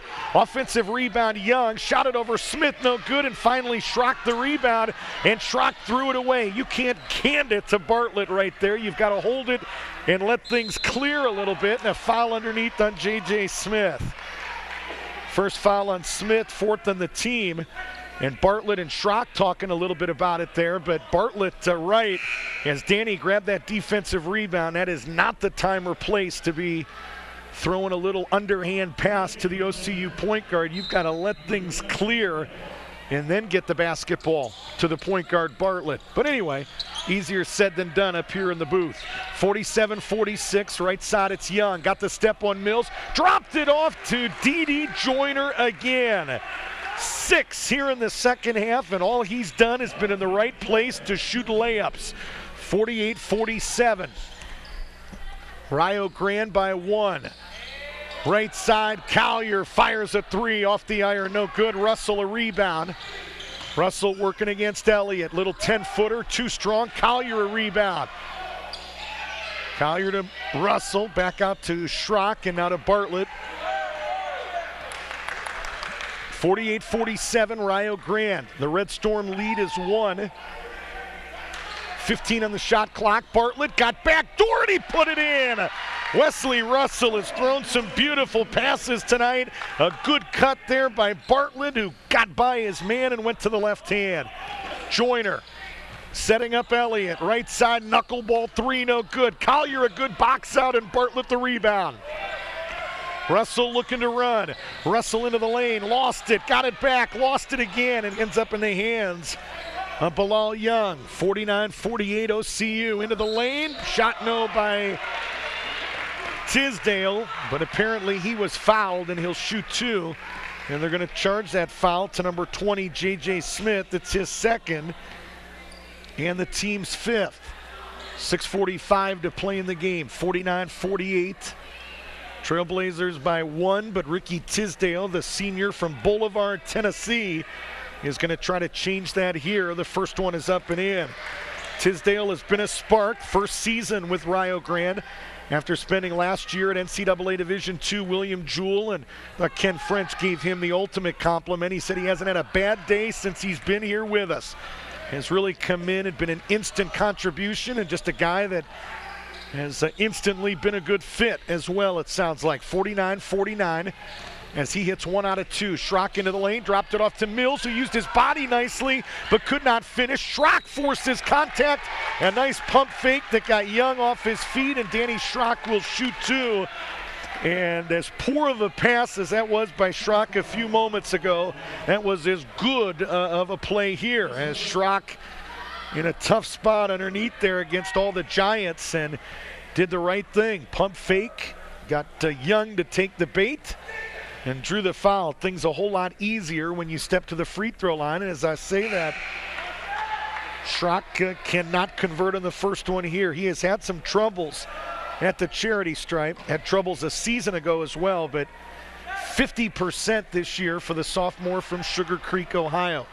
Tied at 49. One more for sophomore Danny Schrock, who bends the knees and hits. So Schrock splits a pair. OCU now 5 of 7. What is that, 83%? 71%, thank you. At the other end, Warmack got free and put it in. 51-50. RIO Grande back up by 1 as we near 6 minutes to play in the game. It's been a good one on Tuesday Night Hoops, presented by Sawyer & Associates Insurance Agency, as McCoy hits a 17-footer. Elliott and Bartlett collided out on that right wing. Both guys running up the floor a little bit shaken up, but both of them back up and able to continue to play. Big bucket there by McCoy. Gives the OCU Trailblazers a 1-point lead. Around the horn, it's Warmack, guarded by Bartlett. Lob underneath to Elliott, double team. Skip pass, sets up Tisdale. 3 on the way, bingo! That's the ball movement that Ken French talked about. They force the double, they go inside out, and they rotate it around, and the OCU defense, as good as it is, could not keep up, and Tisdale's triple gives RIO a 54-52 lead as we near 5 minutes now to play in this game. Left side, it's Ernie McCoy off a Collier screen, fires a 3, no good, and up high, Bilal Young with the defensive rebound. RIO Grande, NAIA Division I, out of the Mid-South Conference, at least for one more year. They'll move to the KIAC next year with the likes of Asbury, Cincinnati Christian, and others. Again, they move it around. Warmack shows 3, instead drops it off to Bilal Young. Beautifully done. As they show jumper, they let Warmack into the lane and hits a streaking Bilal Young, who extends this to a 56-52 advantage. McCoy top of the key. Collier, 6-footer off the window and in. Nice play. Collier with 8 points. He has been a factor. 56-54. Left side, it's D.D. Joyner. Joyner's runner is in, and he was fouled. The bucket is good. The foul is going to be charged to Evan Mills, number 2 on Mills. D.D. Joyner with points 9 and 10, including 8 here in the second half, when he has played a much bigger role, played very late in that first half, again battling that turf toe, and I wish I could score 11 points in a big-time college basketball game with turf toe. 59-54, 4:12 to play. Trailblazers' biggest lead since early in, or biggest deficit, I should say, since early in that first half. Schrock to the left wing, and McCoy, quick catch, quick fire, no good. And Bilal Young the rebound, and maybe not what the doctor ordered there. A quick shot by McCoy. Warmack takes it right at Collier, no good. Young, an offensive rebound, and he threw it off one of the Trailblazers, Evan Mills, and it's going to stay with the Redstorm. Wesley Russell looking to get into this game before they bring the basketball in, and Brad Wilkins senses it. He allows him to come in, but not before a full timeout has been called by RIO Grande. Head coach Ken French. 3:47 to play in the game. RIO Grande by 5, 59-54. It's Tuesday Night Hoops, presented by Zwoyer and Associates Insurance Agency and the Westfield Insurance Group. Back with more after this here on the OCU Sports Network.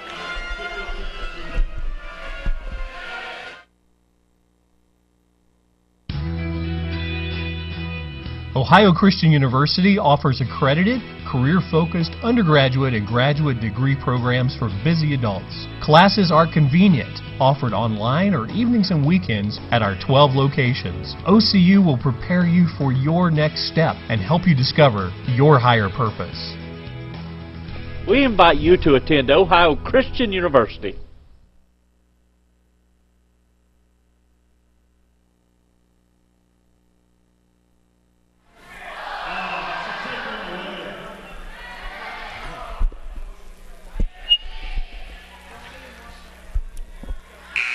Back here at the Maxwell Center on the campus of Ohio Christian University, and the West Banco Bank for Cash finishing up on the floor. We say thanks to Missy Rhodes and West Banco for sponsoring that contest all year, when an OCU student gets an opportunity to win up to $50 banking shots in 45 seconds. That's about the easiest I've seen it done. That young man looks like he has had the orange, the pumpkin, if Clark Kellogg were here, in his hand before, as he makes 10 and wins $50.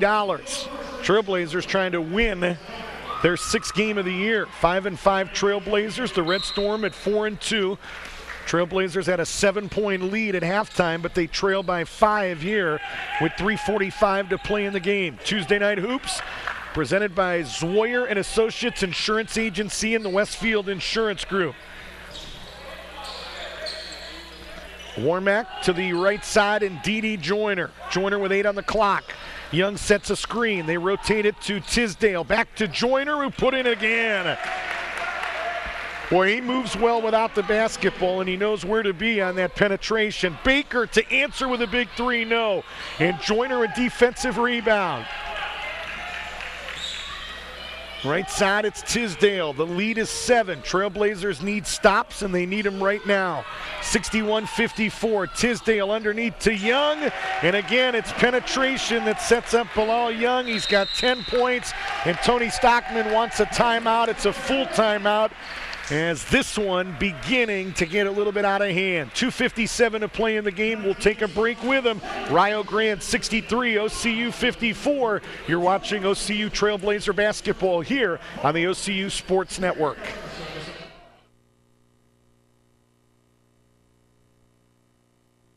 When it comes to choosing a school, parents who want the best education for their students look for academic excellence, skilled teachers, a safe school that encourages their values. Students want a school with competitive athletics, unique opportunities, and friendships that last a lifetime. Fairfield Christian Academy, the place where parents and students agree. Enrolling now at fairfieldchristianacademy.com.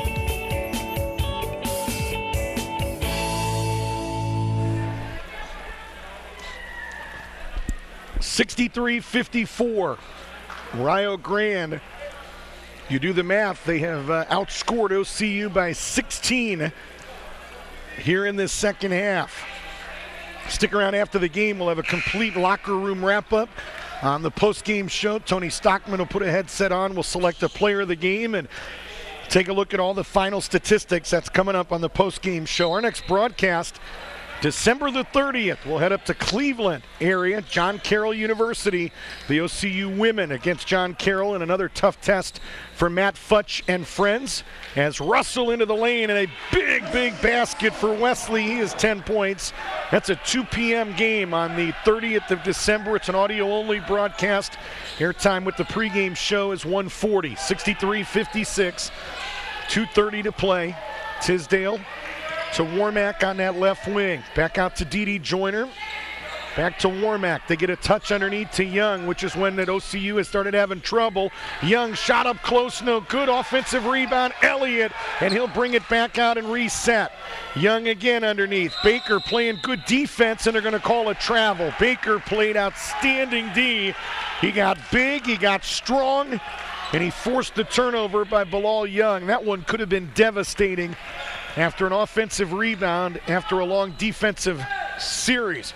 Russell again into the lane, put it up and in. A lot of contact under there, no call. Tony Stockman with his hands in the air, pleading for a foul call. 63-58, Trailblazers down 5 as we go under 2 minutes to play in the game. Again, it comes down to getting defensive stops.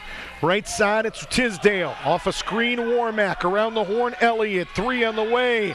On the rim, no good. Battle for the rebound. Young gets it. Nearly threw it away, and he did. He tried to get it to a guard. Deflected and taken away by OCU. Trailblazers down 2 possessions. Still plenty of time. Russell to the elbow. Russell lost it. Russell got it back. Setting up Smith. 3 on the way. Side of the iron, no good. That one would have brought the roof off this place. Russell double and triple teamed. He found J.J. Smith nicely, but the freshman could not send it in.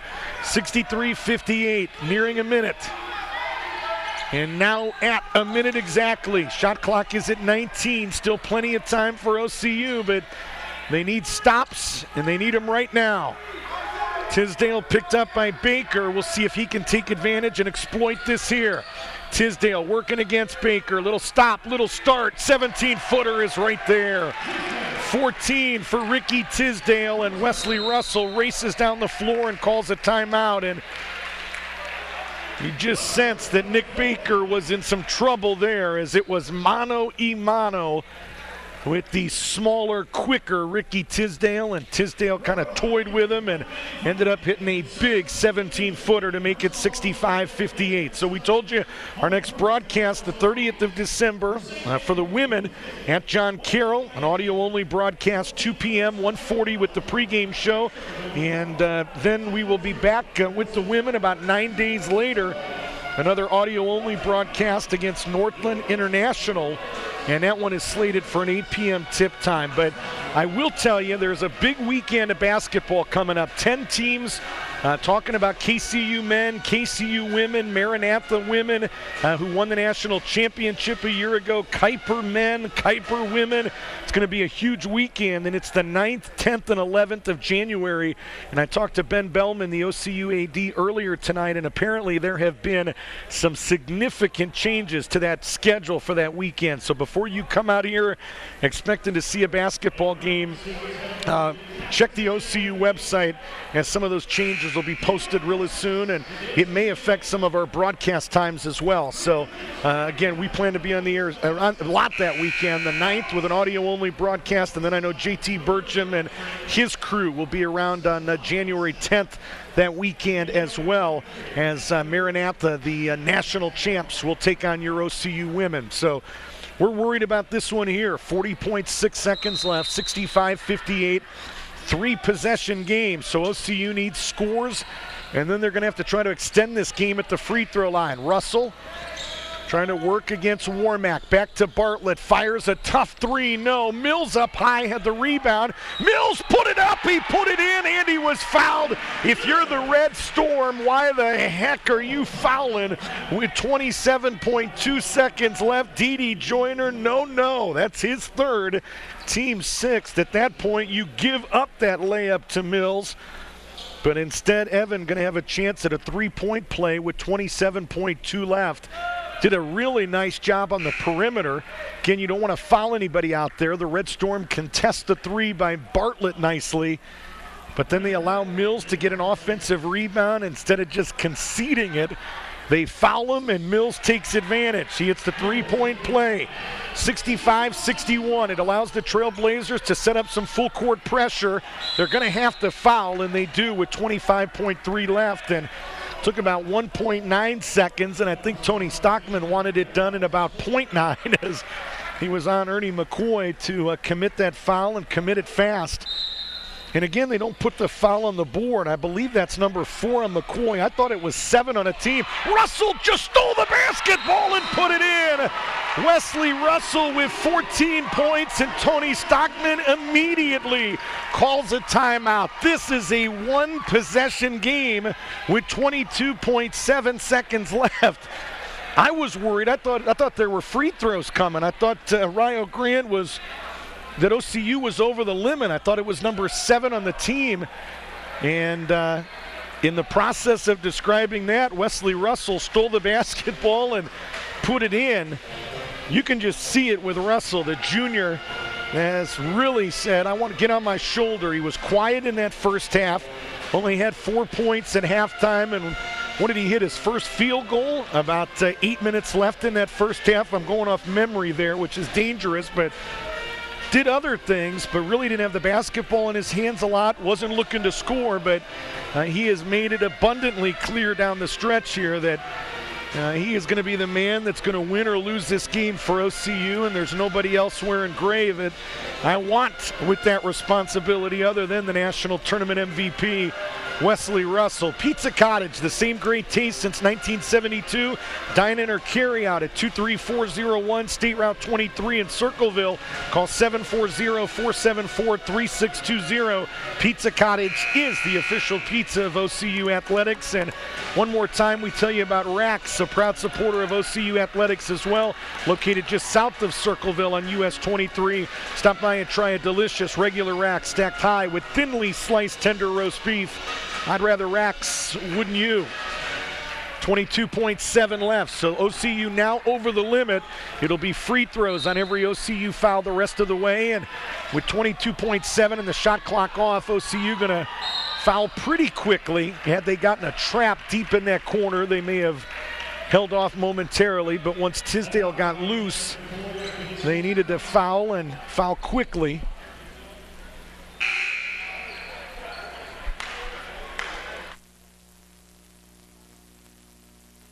Foul was on Ernie McCoy with 21.1 seconds left, and McCoy now has fouled out. It's the 8th, well, I guess they're only going to say 7, right? 7 on the team. And so a 1-and-1 opportunity. Stoppage here as Tony Stockman gets, 30 seconds to bring a sub in for Ernie McCoy. And that sub is going to be Nick Baker, who has hit some big buckets tonight, has hit some big buckets all season long, and with Russell shouldering much of the load offensively, at least handling the ball almost exclusively, I like the choice, as Baker could be open and a guy that can hit shots, that's for sure. 21.1 left. The foul was committed against Tisdale. 6 of 10 are the Redstorm at the line for 60%. Ricky Tisdale, a 69% free throw shooter. This is a 1-and-1. 65-63. Tisdale dribbles the basketball, bends the knees, and fires good. 15 for Ricky Tisdale. He's got a dozen here in the second half.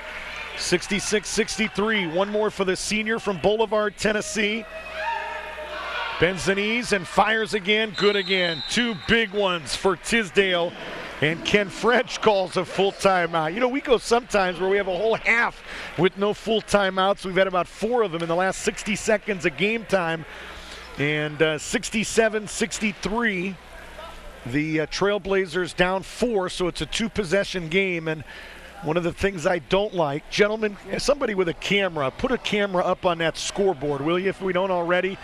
And show them with our game clock. This is one of the things you don't deal with at Ohio State or with the Miami Heat or the Cavs. Instead of telling us how much game time is left, they actually use the scoreboard to run down the timeout, if that makes any sense. We've got 40 seconds left on the full timeout, and my argument has always been everybody in this building could give a rip about how much time is left on the full timeout. They want to know how much time is left in this game, and unfortunately, I can't tell you. JT, we got it on our board, right? 21 seconds?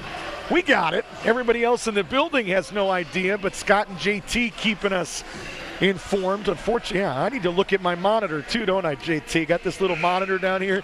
21 seconds left, maybe a little bit of change to go with that, but Trailblazers are going to have the basketball. They'll inbound underneath the RIO basket. RIO Grande has committed 6 fouls in this half, so OCU would get a 1-and-1 opportunity on every RIO foul the rest of the way as well. 21.1 left to be exact. Tony Stockman going to go with Evan Bartlett, Wesley Russell, Nick Baker, Evan Mills, and J.J. Smith. 21.1 left. It'll be Bartlett to inbound, and RIO Grande going to apply some full-court man-to-man pressure to try to slow OCU bringing it up the floor. DJ Malone is at midcourt, so we're not playing just yet. Now the men in stripes coming over as well. Talking about John Tipton, the referee, and Adrian Lawrence, the R1. So I'm going to put my headset off and see here if I can find out what the heck is going on. Ken French, the RIO Grande coach, over at midcourt as well, and he and the referee John Tipton continue to talk. DJ Malone still hasn't made his way to the OCU bench, and now it looks like we're finally ready to play basketball. 21.1 left. Russell racing up the floor, left side, fires a three. On the rim, no good. Batted around and ends up in the hands of D.D. Joyner. And Evan Mills going to foul him with 12.2 seconds left. So they get a quick three by Russell, who raced down the floor Tyus Edney style, but could not put it in. And D.D. Joyner going to try to put this game on ice with a couple of free throws. Still only, 9 as a team, so a 1-and-1 opportunity, and the first one is up and in. And Joyner has been the difference in this game. Came in late in that first half, had only 2 points, but has come in the second and battled the turf toe and has had 13 in the second half, 15 for the game. Evan Legg will sit down, kind of an offense for defense substitution, as Evan Bartlett will bring it in to Russell. Again, Wesley got to get up the floor, and he's got to get up here fast. Russell going to go to the rim, setting up Smith, firing a three on the rim, no good. Rebound, D.D. Joyner, and a foul is going to be called with 0.4 of a second left.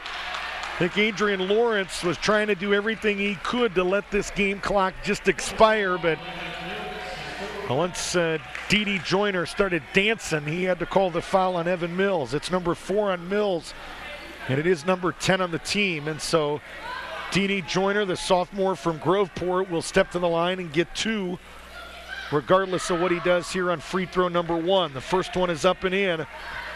Joyner and Tisdale both with a game-high 16 points. Second one for Joyner, pinballs in and out. J.J. Smith the rebound, and that will do it. So OCU won the first half by 7. Unfortunately, RIO Grande won the second half by 14, and the Redstorm are going to storm out of the Leadership Center with a 70-63 win. So disappointing final 20 minutes. A good effort by the Redstorm. A lot of it set up with the dribble drive, and a lot of it set up with the help of second-team Mid-South performer D.D. Joyner. Again, had 16 points in the game, 14 of them in the second half. Coming up, the post-game show, we'll check in with Tony Stockman. We'll check in with our player of the game, and we'll take a look at the final statistics. All that is coming up here on the post-game show. RIO Grande a winner, 70-63, and you watched it here on the OCU Sports Network. Ohio Christian University offers accredited, career-focused undergraduate and graduate degree programs for busy adults. Classes are convenient, offered online or evenings and weekends at our 12 locations. OCU will prepare you for your next step and help you discover your higher purpose. We invite you to attend Ohio Christian University.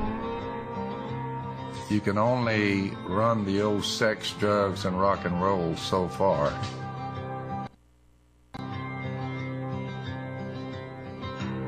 I knew one day it was going.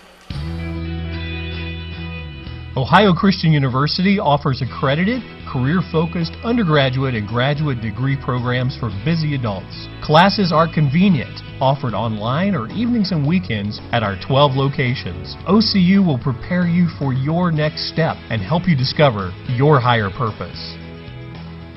We invite you to attend Ohio Christian University.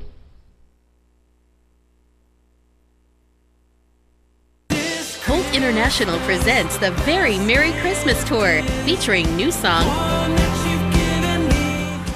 Audio Adrenaline, Sidewalk Prophets, Jason Castro, and special guest, Love in the Outcome. Share the gift of hope with your family and friends this season and enjoy one of Christian music's most beloved Christmas songs.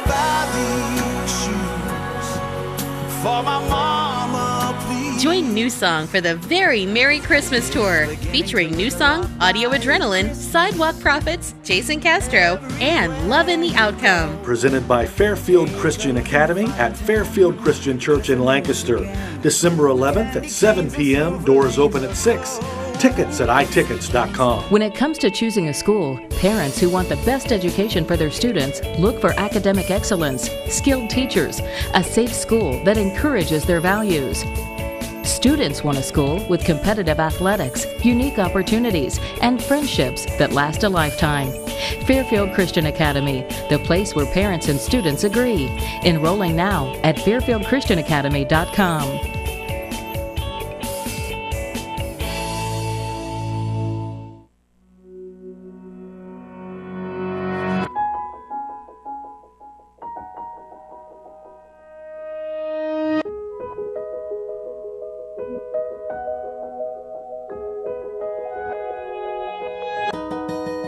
For those dealing with the daily struggles of caring for a loved one, we hear you.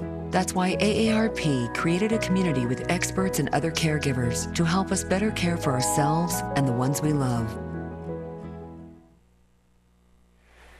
Well, you hear the phrase a lot in sports, a tale of two halves, and I don't know if that can be any more exemplified than tonight. The Trailblazers lead 32-25 after one. They out-rebound RIO Grande in that first 20 minutes by 7, but everything that could go wrong in that second half seemed to, and Dede Joyner a big reason why. 14 points in that second half for RIO Grande, and they outscore OCU 45-31 in that second half, and they win for the 5th time in 7 tries, and they win tonight by the final of 70-63. Again, it is Tuesday Night Hoops. Again, it is presented exclusively by Zwoyer & Associates Insurance Agency and the Westfield Insurance Group. The team at Zwoyer & Associates has been specializing in insurance services for auto, home, commercial, and life since 1871. To learn more, call 740-474-6023 or visit ZwoyerInsurance.com.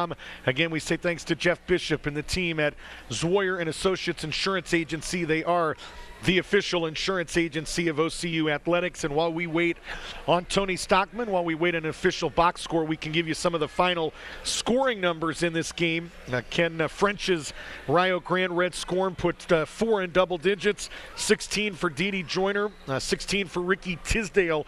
Both of those guys coming off the bench tonight, 32 between the two of them.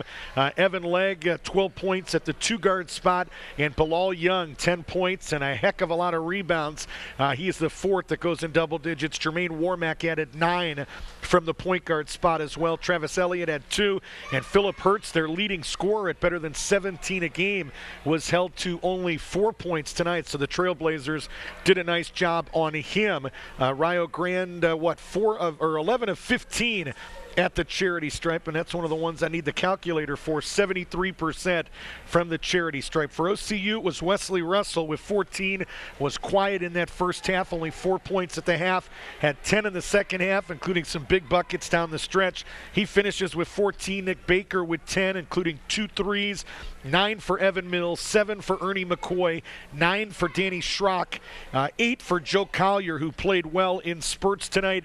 J.J. Smith with 3, Chris Carius had that jump hook early with 2, and Lawrence Parsons, who split a pair of free throws and then literally went MIA. And I'm not talking about production on the court. We did not see Parsons after about the midway point of that first half, and that'll be something when Tony Stockman does get up here, try to find out exactly why we did not see more of Parsons and in that second half, or Carius for that matter. Trailblazers, according to our numbers, 6 of 8 from the charity stripe for 75%. So RIO Grande wins the 6th meeting between these two teams, and they have gone a perfect 6-0. They will have another one 2 weeks from today, December the 17th. They'll be back at RIO Grande. They have scheduled that game as a matinee, a 12:30 start. Apparently some kind of elementary day at RIO Grande. Going to be a bunch of kids in the building, and it should be a neat atmosphere. So 2 weeks from today, the rematch. OCU is already committed to coming back to RIO Grande next year in the Clarence Bevo Francis tournament in early November down at RIO Grande as well. So the Redstorm get their first road win of the year, 4-2 coming in. All 6 of those games had been played at home. They win tonight, and then we'll play again at Taylor University, a tournament this weekend. They'll play Berea on Friday night at 8, and then Saturday it is a true tournament. So who they play and what time they play on Saturday will be dictated by what they do against Berea Friday night at 8 p.m. So I see Tony Stockman in the vicinity. He's making his way up to the stage area here, put a headset on and get some of his final analysis. We're continuing to wait on a box score, which always makes post-game interviews with the head coach fun. But Coach, we said as we wait on you, a tale of 2 halves in this game. You're up 7 after the first 20 minutes, get outscored 45-31 in the second. What were the biggest differences in that second half? It's like we talked about before the game, just if we could keep them out of the lane, and we definitely couldn't in that second half, and that killed us. I think it was a little bit of us getting tired because we played the same guys, but I was worried about going with the bigger guys that didn't play as well defense because that's what we were having trouble with. So I tried to keep our best defenders in the game, but I mean, they spread us out and we couldn't keep them out of the paint. Like I said, I think we got a little tired. Our rotations were slow. The guy that really seemed to take advantage of the penetration that you're talking about was Dede Joyner, a guy we weren't even sure was going to play. 14 points in that second half, just really seemed to be in the right spot as Tisdale and Warmack got into the lane. Yeah, I mean, that's what it was. They went with him, and that's why we had to stay with our quickest group, and that hurt us. And then he cleaned up on the side. I mean, our rotations were late to get down to him. We helped, but we didn't help the helper, and he was just making layups. I noticed when they went on that run, 19-10 to start the second half, you were late calling it time. You almost let these guys, was it an opportunity on your part to kind of let them play through this? It seemed like every time I looked over to you for a timeout, it was giving them an opportunity to work through the difficulty. Yeah, I thought a couple times we got good shots. We just missed them. So, I feel like we're executing, so what's the timeout going to do?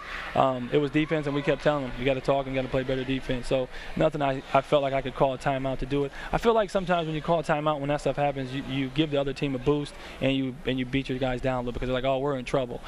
So I say, hey, just play. Just got to make plays. How big were the backboards? You're +7 at the intermission. Final box just got handed to us. You got out rebounded by 6. So -13 in the second half. How big was that? Yeah, and that was a big thing. And that was us being late on our rotations. So when you rotate late, you're out of position and they get the rebounds. And like I said, that was a big thing. I think, but it all started with us keeping them out of the paint. And I knew that was going to be tough for us. We did a great job in the first half, but not as good in the second. Thoughts on Wesley Russell? Finishes with 14, 10 in the second half, but in the first half was kind of quiet, Coach. Did a lot of all the other things, but just didn't seem to have the ball in his hands a lot, didn't look super aggressive. Is that something that we're going to see more of, or is that something as a head coach you're looking to your National Player of the Year to kind of, or National Tournament MVP to kind of step up at points? Yeah, I mean, they made it tough. They stayed on him the whole time, and then they over-helped a lot with him, and that's why I thought we got great shots. All our shooters got great shots. He did a great job of not not forcing. You know what I mean? Not forcing the shot. When they came to help, he made the pass. And I didn't think our guys made the shots all the time, and I think that hurt us a little bit. But I thought he was great. I thought he did what he needed to do. Like I said, I trust in him to make the right decision to shoot when he's comfortable and then give it up. And I thought today they played him more, and our other guys got to make shots. So even if we see him not handling the basketball, it's because he's getting so much attention away from the ball. And yeah, I mean, most of our stuff is for him, and I felt like he had the ball a lot today. And like I said, we run things. And when it's like that, we want him to have the ball. We want the attention to get on him, and then he's a good, great and willing passer, and he'll make the plays. And I think our guys just didn't make the shots. Well, the stat line backs it up: 12 points, 14 rebounds, and 9 assists on a quiet night, scoring. But it was obvious down the stretch that if you guys were going to get back in this game, I don't know if you told him or Wes just knows. I mean, he took it to another level the final 2 or 3 minutes. Yeah, we gave him a couple plays to be aggressive in. We got a couple sets that was like, hey, just see if you can take your man, and if they help, make the pass. If not, and then that in the second half, even when they helped, he still made the shot. So, like you say, you rely on that sometimes. Were you pleased? One question on shot selection. You're down 4. I think there's 22 seconds left, and I saw you and him conversing as he raced down the floor as fast as he could and fired up that 3, which would have cut it to 1. Was that what you were looking for? Were you looking for something else? No, not at all. What we wanted to do was we wanted to set the screen up high with Nick, who's a great shooter, and then we wanted him to attack, and if he had it, get the layup. And then we were going to foul again and extend the game. But if he got in there and they closed down, and then Nick would be trailing for a 3, and we would take that one. But we didn't execute. He said the guy tipped the ball from him, and then that put him out of position. He's like, well, I got to get a quick shot. I don't want the clock to run out. So I understood his decision on shooting the shot, but like I said, we were trying to get a layup and extend the game. Can you build off that first half? You lose tonight. I know you're not into moral victories, and I'm not going to imply that at all. But you outscore a team out of the Mid-South Conference. You out-rebound them through 20 minutes. What are the positives you take from this game that you hope to build on? Yeah, I think it is a good learning game for us, because we played the first half, and I'm going to show them how we stopped them, how we kept out of the paint, how we were active in our gaps and on the weak side. And I'm going to show them the second half and show the same thing. We're not active. We're not in our right positions to start, and now we're always late in their scoring. And that was the difference of the game. If we do that for the whole game, I think we win the game. Coach, I'm looking at your upcoming schedule, and looks like something the Buckeyes or Cedarville or Mount Vernon would play. Asbury, Union, Campbellsville, Rio Grande again in 2 weeks, Walsh and Ashland. I don't know if there's been a harder 2 or 3 week stretch that this program has ever had. Yeah, I mean, we want it to be like that. And like you say, I felt like we could compete with these guys. Beat them, we didn't, but I felt like we could compete. We deserved to be on the court with them, so to say. But it helps us. It definitely helps. If you win everything, you don't really look at it like, hey, what do we got to do better at? So when you lose, you can go back and say, look, we got to get better at this. It allows me to coach the guys, allows them to listen, and hopefully this doesn't get too bad in this stint right here.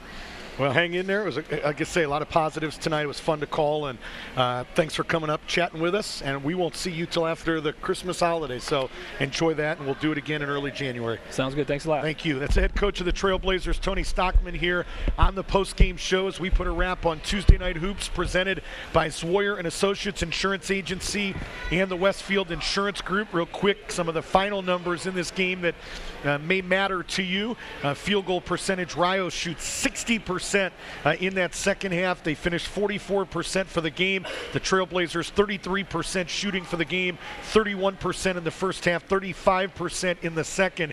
Neither team particularly effective on threes. Rio Grande 23% on threes, 5 of 22. OCU 23% from behind the arc, 7 of 30 from the free throw line. As we said, Rio Grande 65%. They finished 11 of 17, and OCU 75%. They finished 6 of 8. The battle of the backboards, OCU was +7 through 20 minutes, but they get out-rebounded by what, a dozen? By 13 in the second half. They get out-rebounded 45-39 for the game. You may remember the big stat in that first half. Rio Grande only 3 assists, I believe it was, at halftime. And that was one of the stats that Ken French talked about as really being a key for this team. When they share the ball, they're a lot better. 9 assists in the second half for Rio Grande. They finished with a dozen for the game.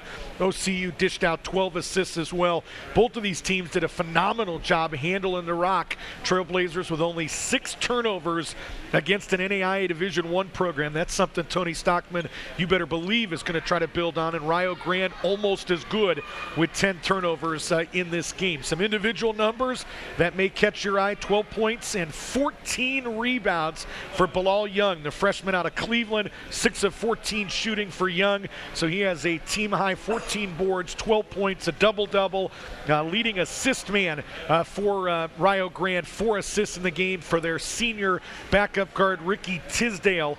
4 blocks in the game for Young as well, so we finish his stat line: 12 points, 14 rebounds, and 4 blocks on 6 of 14 shooting. Young was a huge factor in this game tonight. For OCU, a double-double and a near triple-double for junior Wesley Russell: 12 points, 14 rebounds, 9 assists, and 3 steals. He was only 5 of 15 from the field, and I just felt like he needed more touches in that first half, but eventually stepped up late in the game and did a little bit of everything, as Wesley Russell does. Mills had 9 points and 13 rebounds, so a near double-double for him. And leading assist man in the game was Wesley Russell with 9 for OCU. Again, the Trailblazers lead 32-25 after 1.